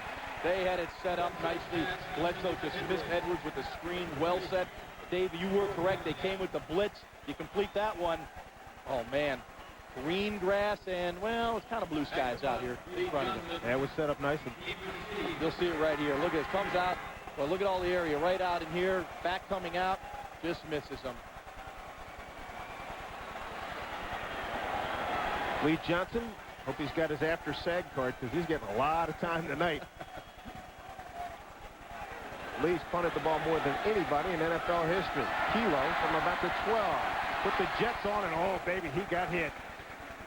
Love the effort, though. Yes, indeed. Matt Chatham, number 58. And he got what we like to say, got his money's worth on that hit. The Buccaneers going to put it in play at their own 21-yard line. It's been an up and down night for Robert Kilo. Let's go back down to the field and Doug Graber with our St. Luke's focus of the game. Well, we're still tracking Jamie Duncan. He made a real nice play on that first draw that you just saw that last series. The defense looks very, very good. They're very much under control. He's making all the calls and making the adjustments. Doug, thank you. Buccaneers have it at their own 21, leading 7-0. That's Cook in motion. Blitz by Cox. They run back right through the vacated spot by Dunn. 7 yards in the game, but a penalty flag on the play. Bobby Hamilton made the stop, number 91. Probably holding. In that area of the field, it usually is. Watch him work here. Tough runner. Gets his pad level down under the defenders. 67. Slipping and sliding. Offense. Still first down. Well, they got the All-American Kenyatta Walker for the hold out of Florida. There he is. He's a keeper, though. Yes, he to say is. the least. This offensive group is potentially the best the Buccaneers have ever had. Let's take a look at the big fella right about there. He's got his hands inside there. There it is, right there. A little rip across. First and 20. I've seen worse. That's right. And nothing doing there. Again, Bobby Hamilton on the stop. Bobby, the former Seahawk and New York Jet, led all NFL defensive linemen with 79 tackles last season. The Buccaneers are going to a little bit more conservative approach right now. They're backed up. And, you know, they were going that play action, deep crosses, trying to create the one-on-one matchups down the field. One they converted for a touchdown. And, you know, you're backed up here. You got a 7-point lead. Just playing it a little close to his best. Well, this drive started at the 21. They're back to the 9. Second and 22 here. Johnson going to throw. Wow, you see that flip? Johnson down. He goes at the 3-yard line. Teddy Bruschi came blitzing in, got flipped over, and he gets the sack. That's a great hustle play by Teddy Bruschi. Watch this flip. Bruschi right there. Man, up over the top. Still sees Brad and makes the sack. That's a super play. Boy, that's terrific. So that'll be on some spotlight shows this evening. You can bet on that. What a name for a football player. Bruschi, man. Give me one. Wait, hold on there, big fella. Oh, plenty of time. 2-minute warning. So far, on this possession, we get the punt, start at the 21. Penalty, you had the hold, and now you got a sack. Right now, you just want to get a nuke job with the punt, right? So what's the problem? Yeah, going the wrong way. So Teddy trying to shake that one off. There's Romeo Crennel, longtime assistant with the Giants. Went up to England with Bill Belichick. Teddy's going to come back for more. You know, isn't it amazing, Dave, as you look around the league when a coach goes somewhere else, gets a head coaching job, all his buddies show up with him. You know, that familiarity. They like to keep the guys with them. There's no question a New York Jet, New York Giant flavor on Belichick's staff. Join us next week, 7:30, Buccaneers and the Falcons. You get a chance to see Michael Vick at 7:30 next Friday from the Georgia Dome in Atlanta, right here on UPN 44. I am really looking forward to that game. I do want to watch Michael Vick. Thank goodness Teddy didn't land on his neck there. Yeah. Super athletic play. A little sprint out. Johnson throws. And incomplete. Tried to get it to Green. And Mike Vrabel doing a good job chasing down Brad Johnson. 1:59 to go. And we'll take a timeout with the Buccaneers leading 7-0. 7-0. With the 2-minute warning. And the Buccaneers, not a real fruitful possession. It started at their own 21 and went backwards from there. Aaron Langley to punt to Troy Brown. Not much room. You'd like to have 15 yards for your punter. Here they've got about 13. Keep this in mind, too. Troy Brown scored on a punt return in the regular season opener last year against Tampa Bay. Went 66 yards. Brown from the 49. Wall to the right. Picking up some blockers, but ran out of room. Nice job by Jeff Gooch to run him out of bounds. 48 yards on the punt. Excellent punt. Excellent coverage. Been an area where the Buccaneers have not been real consistent throughout the preseason. Their kick coverage teams to do a real nice job here, knowing you got to protect the punter first, so you got to hold your blocks a little bit long when you're backed up like that, and then to hustle down the field and make the play. Hughes does a nice job. First and 10, New England at the 42. All right, the defense has to put the hat on once again. Sure enough. Excellent starting position here for New England. Double wides, one setback. Antoine Smith. Bledsoe, as the Bucs rush 3, throw underneath, and a completion. And they get it to Troy Brown. Troy Brown, a career Patriot, is ranked in the top 10 in New England receiving, kickoff returns, and punt returns. Obviously a very versatile football player. They like to use him coming out the backfield in their nickel packages. Second down and 6. They get it to J.R. Redmond. Knocked out of bounds. He picks up the first down. Derek Brooks ran him out.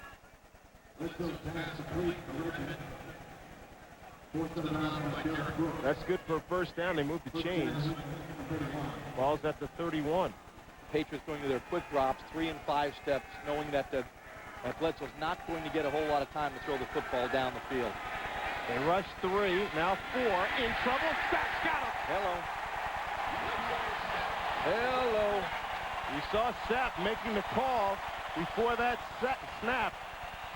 And he got in and just buried Bledsoe. You see Warren right there does a nice job of fighting through the double team. Had Rice coming from the outside rush, forced Bledsoe to step up right into Warren. Lose 7 on that play. Throw underneath. Oh, there's a good hit. Troy Brown and Derek Brooks with the stop. Bledsoe's getting about 2 seconds to get rid of the football. He has no chance to get the ball down the field. Kenyatta Jones out of South Florida limping off the field. They get a new tight end, Grant Williams, out of Louisiana Tech to replace him. Clock running at 41 seconds. 7-0 Buccaneers. Third down and 12. Buccaneers rush 3. Bledsoe hanging in, looking, throws one downfield. Got a man there. David Patton, first down, New England. Clock runs as he stands. It stays in bounds. John Lynch with the stop for Tampa Bay. That's a gain of 20. Bledsoe had time on that play, allowed David Patton to work deep down the field on the close sideline to make the play. You'll see it right here. Once Bledsoe gets this cushion in the pocket, now you can attack this double zone. The void's in the double zone here, here, and here. You get time. There it is. It opens up. The completion. Big play for the Patriots. It all boils down to giving the quarterback time. Look at Bledsoe. Bounce, bounce, bounce. Too much time. He'll make this completion all day. You give him that sort of time. David Patton, a 5-year man out of Western Carolina. His 10th catch of the season. Bledsoe sets nicely in the pocket. Good ball position, good balance. Looking down the field, knows what he's trying to get to. He knows he's got time. Warren appears real late. Knows this one's a good one. David, come on, make something happen, big fella. Timeout. Turn right around where the referee stands. Call the timeout. David Patton, a graduate of the Arena Football League, used to be with the Albany Firebirds. That's right. You broadcast some of those games. That's it. New England threatening here. Bucs had their 3 times out. Patriots without any left. 27 seconds to go. Brown in motion. Bledsoe to throw. Ball got tipped. It got tipped. And then fumbled right back. Let's see it. Tampa Bay got it. Looks like Jamie Duncan may have settled on it. Looks like an incomplete call. Didn't have possession. And they're going to wipe it off. Intended for Emmanuel. Broken up by number 25, Brian Kelly.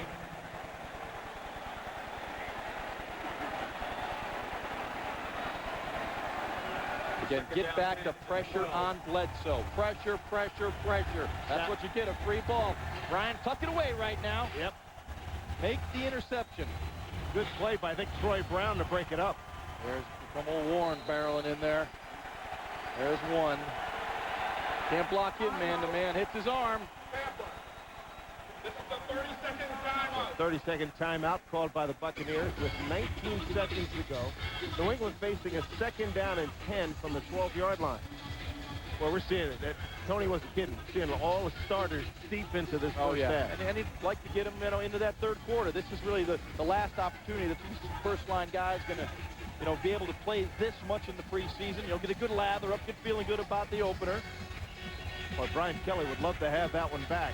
Now, you got to catch the football first. See, Warren hits the arm of Bledsoe. That ball flutters up in the air like a butterfly up there. Brian Kelly had his hands on it.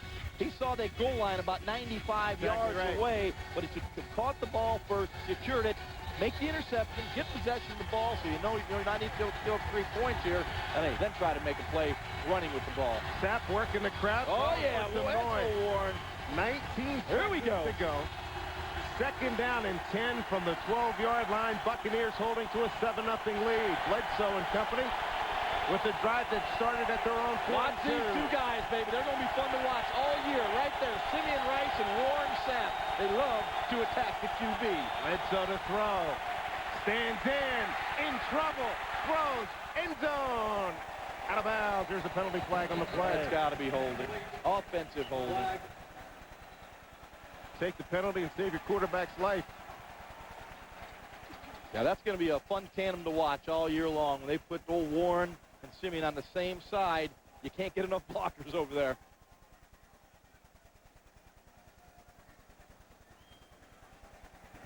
And that is formidable, to say the least. Ooh. I just hope for the Buccaneers' sake that Simeon can hold up against the run. He's kind of a one-way player. You know, boy, that edge rusher, he's there. Holding. Nice move by Warren. 67. Offense. Still second down. Well, to say that Warren Sapp just abused Saleh is an understatement. Saleh could have got the call against him as well. There are 3 guys holding that offensive line. Adam Vinatieri, a 6-year man out of South Dakota State, on for the field goal. He was 3 for 3 last week. This is going to come from 40 yards out. And this is my favorite note. Oh, here we go. NFL. I love this. Adam Vinatieri, folks, is the great-great-grandson of Felix Vinatieri, who is General George Armstrong Custer's bandmaster. That is the greatest note I've ever read. More useless information coming but that's a heck of a number, though. It's not every day that you can say, yo, my man got wiped out with Custer, and he was the bandmaster. David had a very boring afternoon. He was reading the media guide, poolside, you know. Get it in between the workout and the gym and everything, you know. But that's a heck of a note. Bill Belichick, one of the great defensive minds the NFL has seen. Hey, there's a smile on Tony. Hey, yeah, last week we saw Tony. Didn't see near as much smiling. More of a frown. Yes, indeed. It was well earned by his club, too. 40-yard attempt, right half. Vinatieri has got it. He's one of the best, folks. Yeah, big leg. Adam Vinatieri, 80.5% for his career. And with 6 seconds to go, 40-yard field goal puts the Pats on the board. And when you consider Vinatieri kicks in Foxborough, up in New England, in the winter, to have an 80% accuracy percentage, that is phenomenal. Usually you get that number in the dome. Sure. We bump into that New England ballpark in the winter. Oh, man. Say no more. We were talking about Tony Dungy's demeanor today and how much it's so much more of a positive. Last week, not the case after Joe Marciano got called for a penalty, tripped the side judge. Stand back. I think I could read his lips. Toss him a penalty. Cleveland went on to score a touchdown on that drive. Joe. And Tony was smiling a few moments ago, so the intensity level picks up as you get closer to opening day. A lot of guys fighting for jobs, too, Dave. It's cut-down day on Tuesday, down to 65. High anxiety, folks. Yeah, last chance for some of these guys to flash, catch the coach's eye, hopefully make the team. As they don't make it here in, say, Tampa or New England, the other teams that are studying the tapes and breaking them down, they get a chance to land on someone's roster. Little dribbler down the middle. Kilo's got it from about the 16-yard line.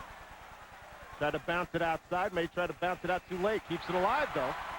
And the hustle keeps the play alive, and that should do it. Number 31, that was Kilo Sawanga. Sawanga with the tackle. So we have arrived at halftime. The Buccaneers holding a 7-3 lead over the New England Patriots. Buccaneers got on the board on the Johnson to Stecker pass, a 21-yarder. And Vinatieri's field goal has New England on the board. And now let's go to Doug Graber with Tony Dungy. Coach, your impressions of the first half? Well, we're doing some things better. Disappointing only being 7-3. We missed a couple of scoring opportunities and then gave them 3 at the end of the half. The penalties, we got to get that squared away as well. The interception right down in the end zone, was that a zone blitz? It looked like. No, it's just a defensive lineman who got tired and didn't rush. All right, Tony. Good luck in the second half. Spoken like a true defensive coordinator. That's a great call by Tony Dungy. He's doggone right. He's tired, so what the heck? He stuck his hands up. 7-3 Buccaneers back with a halftime right after this. That's one of the comments, the better ones I've heard in a long time. I'll tell you what, that was great. Adam Vinatieri has it teed up and ready to kick it off for the New England Patriots. Tampa Bay with a 7-3 lead. Sidewinding kick and taken by Abdullah. 25-30. Good stiff arm gets him to the 34-yard line. So he can more than likely, Josh, let's see. First unit is coming back again. So we'll probably see them for maybe a series or two here in the third. Yeah, I believe so. I think Tony and Clyde would both like to see a crisp drive. Either this drive, if this is crisp, they'll come out, they'll be done. If it's a 3 and out, I think they'll come back for another series. I think he'd like to leave this group come out with a good taste in their mouth of how they performed. In that first half, you know, the Bucs had 161 total yards. That was their whole game total last week. Good look at Johnson's first half totals. First team defensive unit is in for New England. Good cut back by Dunn. The star in the first half. How does he do it? He picks up a first down. Picks up 13. Mikey Jones finally brings him down with help from Teddy Bruschi. That was the same play, but to the other side that Warwick had his big run in the first half. The fake reverse to Keyshawn to hold that backside and create this cutback lane for Warwick. Nice job. 14-yard pickup to the 48. When you have Johnson going to the right. When you have that cutback ability of Warwick Dunn, if you can get that backside held with that fake reverse, it certainly does create a seam for Dunn. Keyshawn in motion again. Play action. Some time for Johnson. Throws to the tight end. Coming underneath, Dave Moore. Taken down by Bruce. To number 83. Dave Moore, that's his second catch tonight. In this offense, and Brad Johnson is the kind of guy, he loves to find the tight end. That's his comfort blanket. You'll see the cross pattern right there. They're actually trying to get this play right there. The deep cross, but a real good job by the Patriots. So you take the outlet, make the completion there, gain 5 yards or 6 yards, and keep the chains moving if you can. But Brad Johnson loves to control the hasher with the tight end. So I think Dave Moore, as this season wears along, will become a focal point of this offense. Second down play from the 48 of New England. Dunn, maybe a couple on that carry. Prior to that, he had 8 carries for 114 yards. Garrett Johnson made the stop. Garrett, a rookie out of Brown University. This area right here, Dave, last year the Buccaneers were very poor in. This 3rd and 5 yards or less. It's an area they must improve on. Their short yardage, to keep the chains moving, to possess the football. And this area here, 3rd and 5 or less in the passing game, they were very inefficient on. See what they do out of the shotgun here. Green to the bottom of your screen. Keyshawn and Liddell Anthony up top. Here's Keyshawn coming in motion. Johnson, good wall. Throws underneath. Keyshawn Johnson, fumble the ball. Fallen on by a Tampa Bay Buccaneer. Do they give Keyshawn, do they give him the down credit? Let's see. They're going to call him down. Real close to the first down at about the 42-yard line. Yeah, you'll see Keyshawn coming in motion, and this is a design play to get the ball to Keyshawn. He's going to read it. He reads man, so he's going to continue across the field and run away from the defender. If it would have been zone, he would have settled in the hole. Real nice job. You'll see Keyshawn coming in here. Now here comes the coverage, chasing him from the backside right there. He stutters a little bit to create a little separation and gives Brad somewhere to go with the football. Nice job of reading the coverage by Keyshawn and Brad Johnson. Everyone thinks reading coverage is only the quarterback. The receivers must be on the same page. Short by about the length of the ball. A tackle made by Lawyer Malloy for New England. A little more than the length of the ball. 4th down and short. Keyshawn Johnson, 4 catches and 30 yards tonight. And the Bucs are going to go for it. And they're trying to get the ball to Keyshawn. I believe because Keyshawn's the kind of guy that the more he gets the football, the more he's involved, the more his motor runs. Get him active. It seems to uplift the entire offense when he's involved. First series of the 3rd quarter. Last time in this situation, David, quarterback sneak over Big Todd Washington. This time, play action. Wide open. They get it to Cook down the right sideline. A foot race. And Cook is run out of bounds at the 20-yard line. First down, Tampa Bay. That's a great call by Clyde Christian. It's very similar to the play that Brad Johnson threw the interception on down in the end zone where they were trying to score, where they had Cook in the flat real quick. Here you see the nice play action fake to Dunn. Boom, give it to him real quick out in the flat there. Linebacker came across too fast. He's beaten real quick. Nice job by Cook. Take it up the field. Again, you'll see it right there. Watch him shoot out in the flat. That linebacker right there was responsible for him. He bit on the play action fake to Warwick Dunn. A lot of people would. Mike Vrabel, number 51, bit on it. Keep it on the ground, straight up the middle. Goes Warwick Dunn. Anthony Pleasant, number 98, made the tackle for New England. Boy, for a little guy, he really plows in hard. He brings it. He really brings it to the table.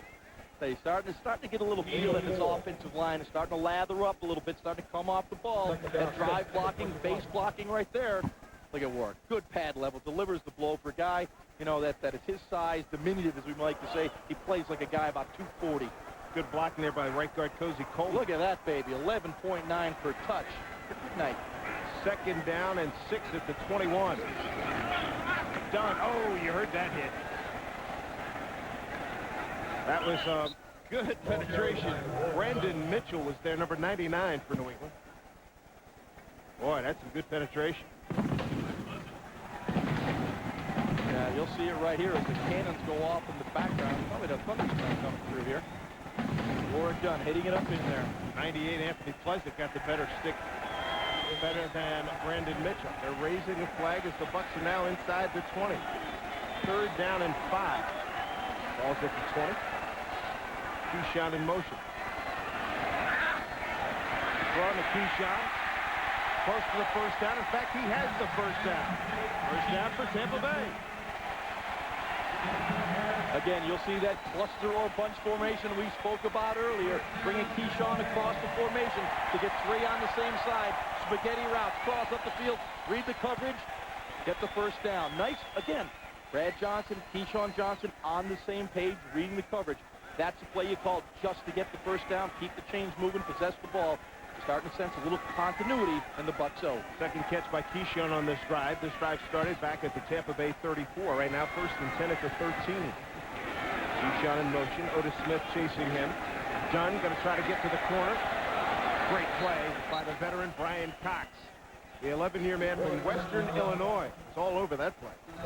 Wearing number 0, if he makes this club, which you think he will, he'll have to get a 50 number, obviously. His number is 51, these many years in the pros. Right now is being worn by Mike Vrabel. Brian Cox is a football player. And that's the one that you can say about him. He lines up and plays football. He says what's on his mind. People held a lot of that against him. But when it comes to crossing that white line to go play, he brings it every down. Empty backfield for Brad Johnson. He thought about calling timeout. He's got 8 seconds left on the shot on the game clock. They bring the blitz. Pump fake. End zone. He's got Green. Touchdown, Tampa Bay. Ooh, baby. Hello, Otis. Jump the slam. Slam dunk to Jaquez Green.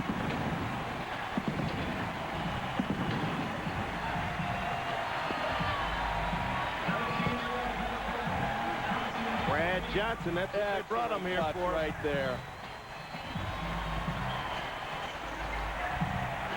See the pump fake right here. Great job. Otis Smith jumped it. Jaquez goes over the top. Just like an easy pass going down the toll highway. Get to the end zone. Here's Gramatica for the point after. Jaquez Green is not giving that one up. Hey, it's blocked.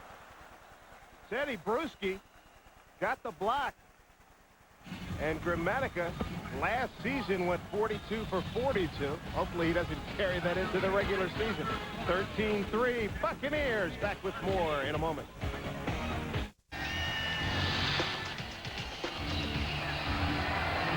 And here's the one of several catches made by Keyshawn Johnson on the drive, and then the pump fake. Johnson, the Green touchdown from 17 yards out. And there it is, 10 plays, 66 yards, 5:14 off the clock. Dave, as we spoke about the keys to the game, get Keyshawn Johnson involved. Obviously, he got involved, moved the chains, got the first downs. The big play coming on the slant and go to Jaquez Green. Excellent play calling by Clyde Christian on that drive. And actually, I thought in the first half he did an excellent job. There were some individual breakdowns that cost him, but the play selection was very good. Bays on the kick. Tackled by Anthony Midget. And that return made by Curtis Jackson. And we do have a penalty flag on the play. Personal foul, number 51 of the kicking team, unnecessary roughness, will penalize 15 yards and first down. Aushman Singleton, and that look on Joe Marciano's face says it all. Give all parties a chance to cool down here at Raymond James Stadium at 8:53 to go in the third. Bucks by 10. To Clyde Christensen, the offensive coordinator, earlier about his promotion and the pressure of being the new offensive coordinator with the Buccaneers. Look at it that the Glaziers and Rich and Tony transferred me and gave me a little different division and different job description, and I go do it as best I can, and that's the only way I know to look at the thing.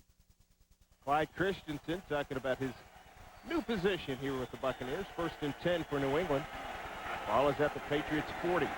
Short drop. The receiver fell down. Bert Emanuel. He was tied up in coverage by Donnie Abraham.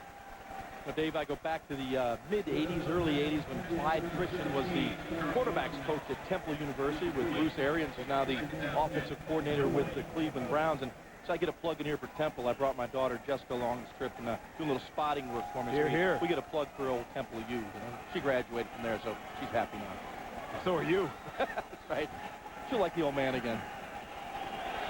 That last intended receiver was Charles Johnson, the ex-Eagle. Pitch it left side. Antoine Smith can't run against his Buck defense. Derek Brooks led the charge. Had a lot of help, too. Bledsoe, 9 of 19 passing for 71 yards. We send it down to Doug Graber. You know, the 15-yard penalty you just had against Alshimon Singleton, that's a perfect example of the new NFL rule. In the past, that would have been offsetting penalties. The official only saw the last movement because they were both had each other by the face mask. So that's an example of the new rule. Back upstairs, guys. All right, Doug, thank you. 3rd down and 9. 41-yard line for New England. The Patriots still with their first unit on offense trying to get something going. Bledsoe had time, and then all of a sudden pressured, but a penalty flag. Simeon Rice got in there again. Bledsoe's pass incomplete. Pressure applied. Right now, Drew Bledsoe looks very juicy to that defensive front. You'll see Warren right here. He's just having a heck of a night. Pressure the outside, good body strength, comes around, loops around. You got Sapp there, you got Rice there. It's meet me at the quarterback time. Boy, that could be a devastating combo once we get into the regular season.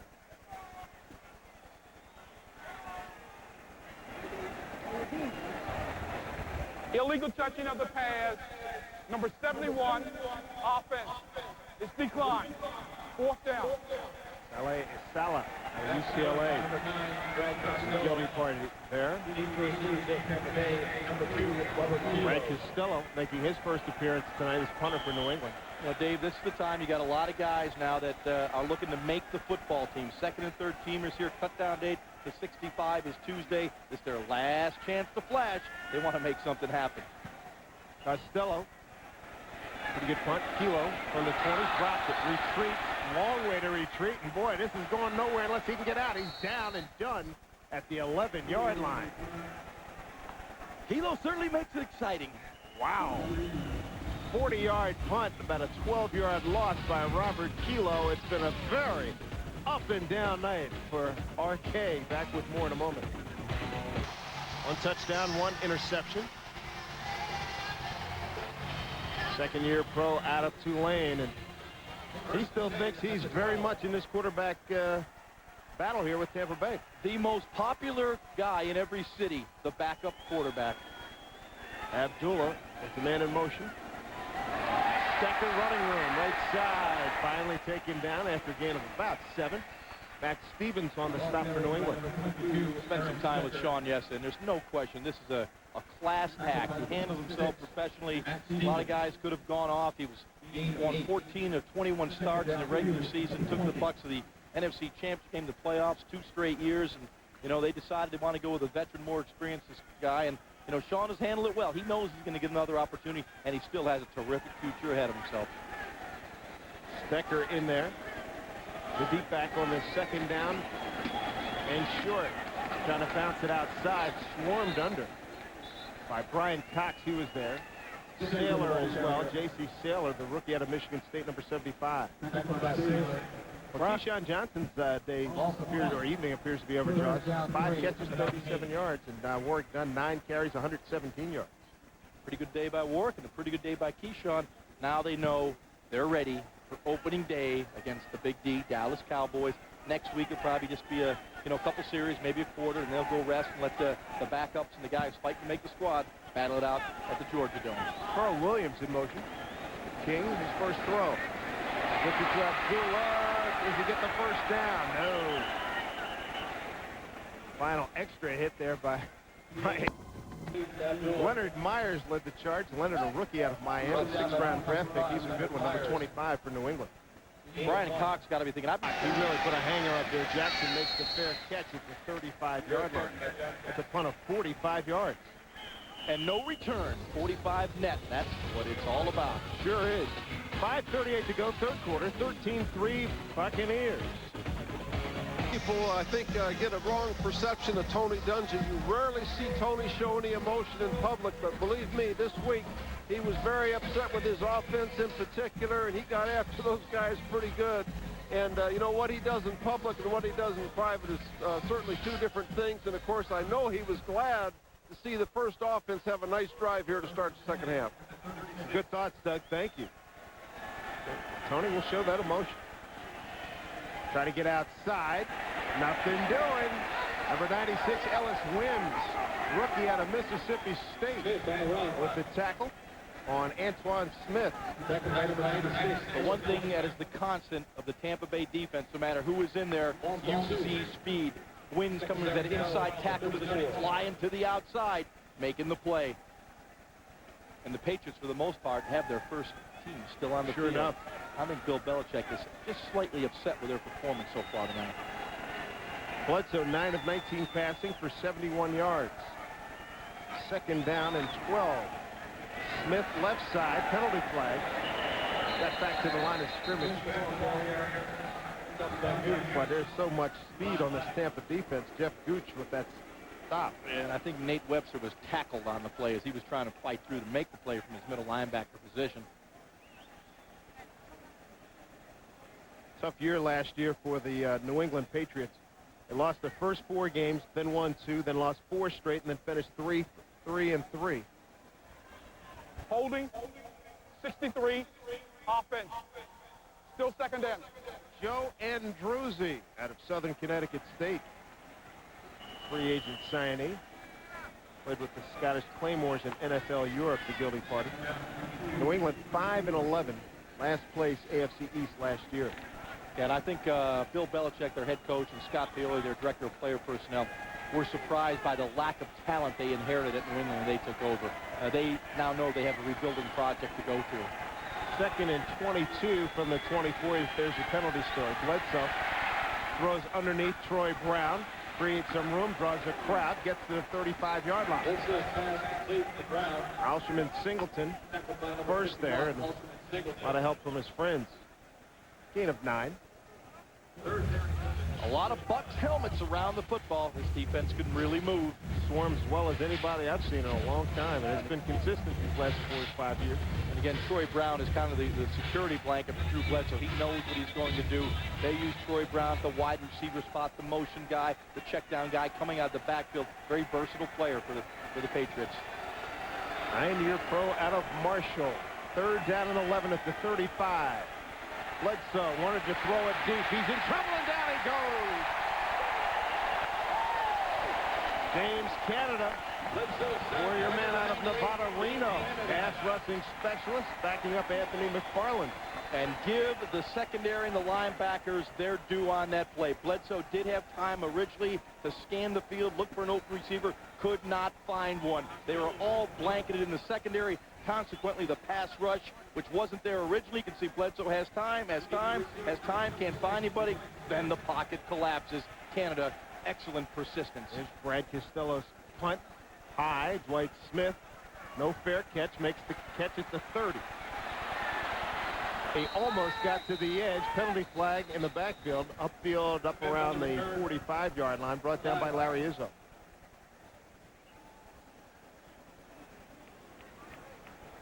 We have had our share of penalties. It is, after all, the preseason. But we're getting close to the end of the preseason. September 9th. Illegal blocking back on the receiving team during the return. Boy, that will push him back just a little bit farther when we return. 13-3 Buccaneers.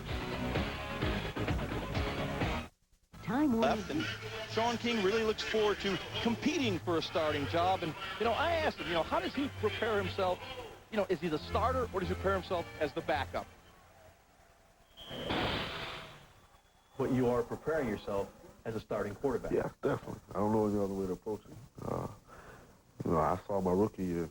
Even if Tony decides, to go with Brad, I still got to be prepared. But good luck. Thank you. All right. That knowing laugh, huh? That's right. Great young man. I have a lot of fun when I'm around him. Pepe Pearson, his first carry this evening. Pepe last week, 15 yards on 6 carries. Caught 3 passes for 22 yards. When you're around Sean now, you do sense a more mature quarterback. And I really believe a lot of success came to him real early because of the situation he was thrust into and really didn't understand what commitment it takes to be successful on a consistent basis in the NFL. I think he now understands that, and because of that, he'll be a much better quarterback as he goes on in his career. Pepe Pearson keeps it alive for just a little bit before he's tackled. Pearson, the ball carrier. Gato Sirwanga out of California, number 31 with the stop. Inside along with Garrett Johnson, number 60. Gain of 2. Pepe's going to come out as they bring in Frank Murphy for the first time, number 87. And I think Clyde is going to take a little more conservative approach to his play calling here in the third and fourth quarters because New England is very intense in their schemes defensively. They're going to try to cause confusion with their zone blitzes, their blitzes, and with the young players in there in the offensive line of wide receivers, you don't want to risk Sean King getting hurt. Here they come with the blitz. King, a safety valve pass. That'll be about 4 yards short of a first down. He got it to Stecker. Roman Pfeiffer the coverage for New England, so 3 and out for Tampa Bay. Not what King had in mind either on this series. Disappointing couldn't make something happen there. Well, you get in a situation where it's 3rd and 8, it's a little tougher. If you keep in that 3rd and 4, 3rd and 5 situation, that pass, the short pass is the first down. You get 3rd and 5 or more, you play into the hands of the defense. Andrew Bays to punt, standing at his own 11. Curtis Jackson deep for New England. Got some hang time here. Jackson from the 26. Back to the edge, but Aaron Stecker brings him down. 49 yards on the punt. Stecker with a big effort. You love to see a guy that's not going to be a starter making a contribution on the teams. That was special. 9 yards on the return. Nice tackle by Aaron Stecker. That's why they call him special teams. They're going, yeah, man, I'm loving that stuff, man. Big smile on his face. Holding. 96 of the receiving team will penalize from the spot of the catch. Maguala Tuatelli out of Colorado State with the infraction. Weeknights, UPN 44. No news is good news. Spend the night with a full hour of The Simpsons every weeknight at 6 right here on UPN 44. Damon Heward. 13. So Drew Bledsoe's night is done. Damon Heward out of Washington with Miami last year. 5-1 as a starter with the Miami Dolphins. Last year in 16 games, he had 1 start, completed almost 62% of his passes. Last week, 3 of 5 for 31 yards in the win against Carolina. Bledsoe finished 10 of 21 for 82 yards. Mark Edwards Check that. That is a new running back as we are really starting to empty that bench over there for New England. Walter Williams with the carry. Pull out the old depth chart right now, Dave. You're going to have to start searching for these names and numbers. I got to tell you, I love coming down here and doing games. You know, throughout the season, I go to a different venue every week. But you come to Tampa, you come to Raymond James Stadium. This is a beautiful place. And of course, Rich McKay, Reggie Roberts, Darren Kearns, the equipment guy, they treat us so great. It's just a blast. Always a pleasure coming down here. Here's Heward. Oh, there's a meeting. You live in New York, so I know it's a real pleasure to come down. Oh, very nice. I don't know how to say. Well, we got a lot happening up there. Well, you know what? It's a nice. Hey, you can't get a 10-pack ticket to the Lightning Bolts up there. I don't think $79. So. For that same price, that might get you a seat for a game upstairs in nosebleed heaven. 3 quarters in the books. Ron Jaworski's going to be here all week. The Buccaneers 13-3 over the Patriots. Always, as we are about to begin the 4th quarter here at Raymond James Stadium. Bolt yourself in for the Lightning 10-pack, baby. That's what I'm talking about. Just $79. That's the 10 best home games for the price of 8. Do yourself a favor. Call them right now, 813-301-6600 for your Tampa Bay Lightning 10-pack. I love hockey, man. I'm a hockey geek. Shoot that puck, score that goal. Hey? 3rd down and 3. Ewing, welcome to the Tampa Bay defensive unit.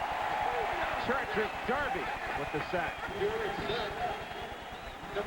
Looks like the uniformity of this Tampa Bay defense is such that it looks like there's a bunch of clones out there, you know? Yeah, and Ewing's a guy that has the versatility in the pocket to move around and make plays on the move. He just can't escape. He's looking for somewhere to go. But when that defense starts to swarm like bees on honey, you don't want to be the guy with the ball in your hand. 4 sacks for the Bucs tonight, 1 for the Patriots. Dwight Smith back to receive this punt from Costello. Penalty flag on the play immediately. Smith is the 32.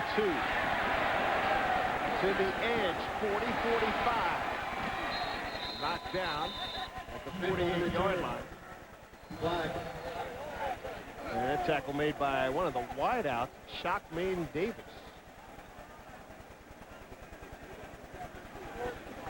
So many Hankies on the field, you think everyone has the flu down there. Mm-hmm. Let's see what Joe Marciano's reaction is this time. That's against his guy. Well, it's offsetting. Well, he had Frank Murphy running on the field late, so obviously someone was not aware, probably Frank, that he was supposed to be on the field. You know, Joe's down there yelling, punt return, punt return, punt return. You got to know you're on that team. Going to do it again.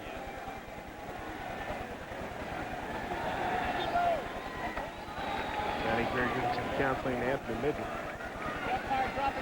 The difference for a lot of teams going to the playoffs and sitting at home and watching on television is special teams.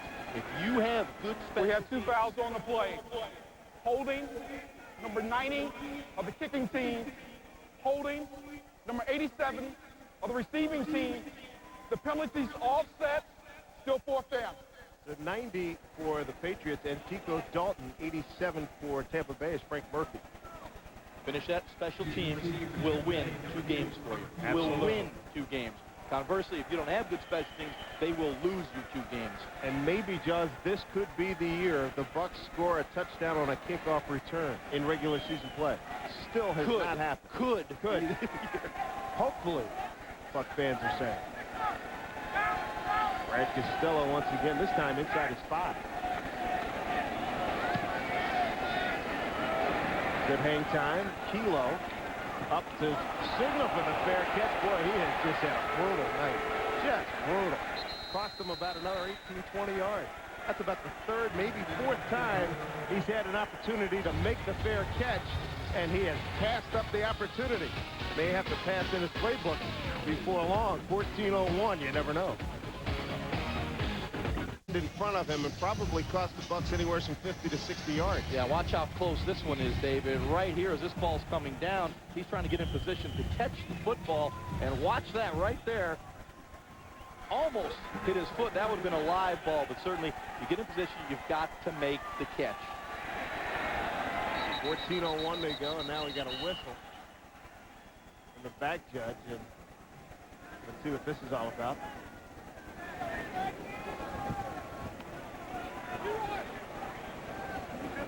Whether Coach Belichick had brought something to the officials' attention. We're going to bring Johnny Greer over to discuss with Bill Belichick.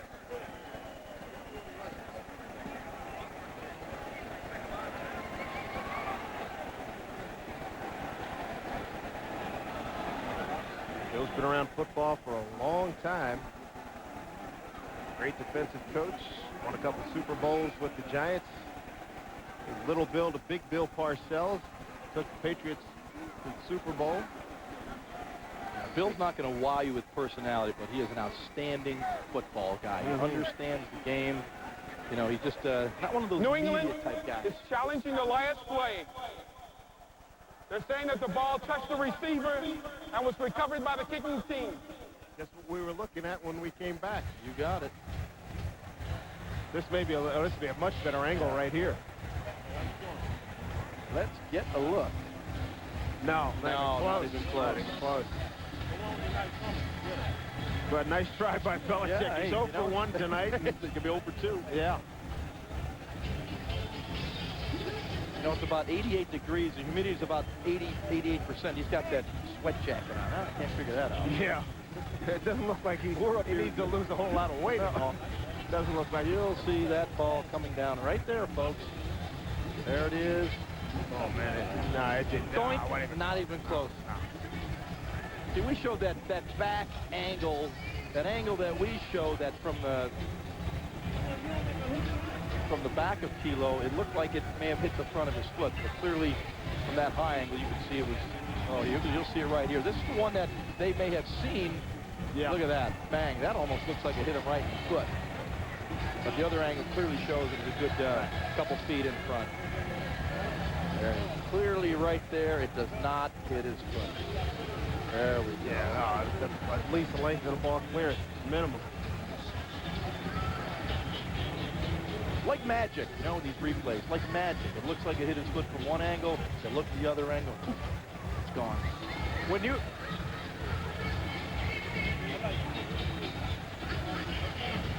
Charles, when you were with the Eagles, where you spent the bulk of your career, you guys didn't have instant replay, but do you remember any calls that you wish you could have had it? Oh, man, there were tons of them. Yeah. That's why I'm a real proponent. After reviewing the play, the ball hit the ground and then was down by the kicking team. The play stance is called on the field. New England is charged with a timeout. Thank you, John. Because the instant replay gives you the chance to correct a wrong, and I think that is very, very valuable. And Tony said, Warren, can you catch punts? Warren said, I'll try, Coach. Probably could. I don't know how far I'd be able to run with it. That's two different things.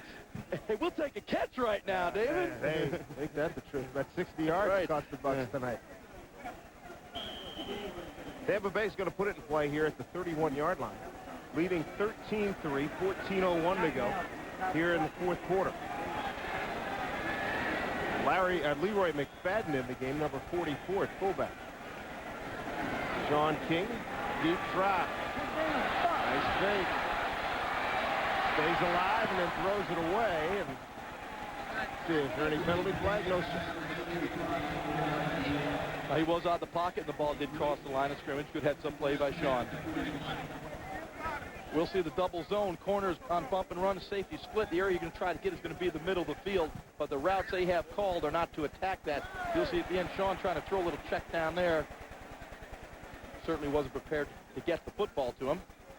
Did the right thing, though. Throw it out of bounds. Don't take a loss. Second down play from the 31. Riddick Parker was the one pressuring Sean King that last time around. Here's a fake reverse. They take it straight up the middle with Stecker. Nice gain of about 7. They have run that, the Bucs have that motion with the fake reverse 3 times.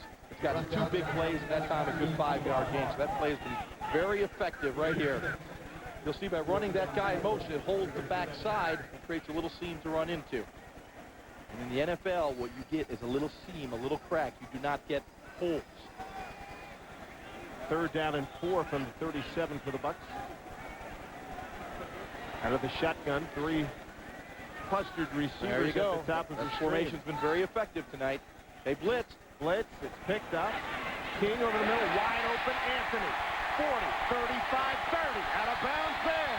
First down, Tampa Bay. It all starts with protection. The Patriots came with the blitz. The Buccaneers offensive line and backs picked it up. Sean King had time to read the blitz, hang in the pockets, and throw a laser beam for a big gain.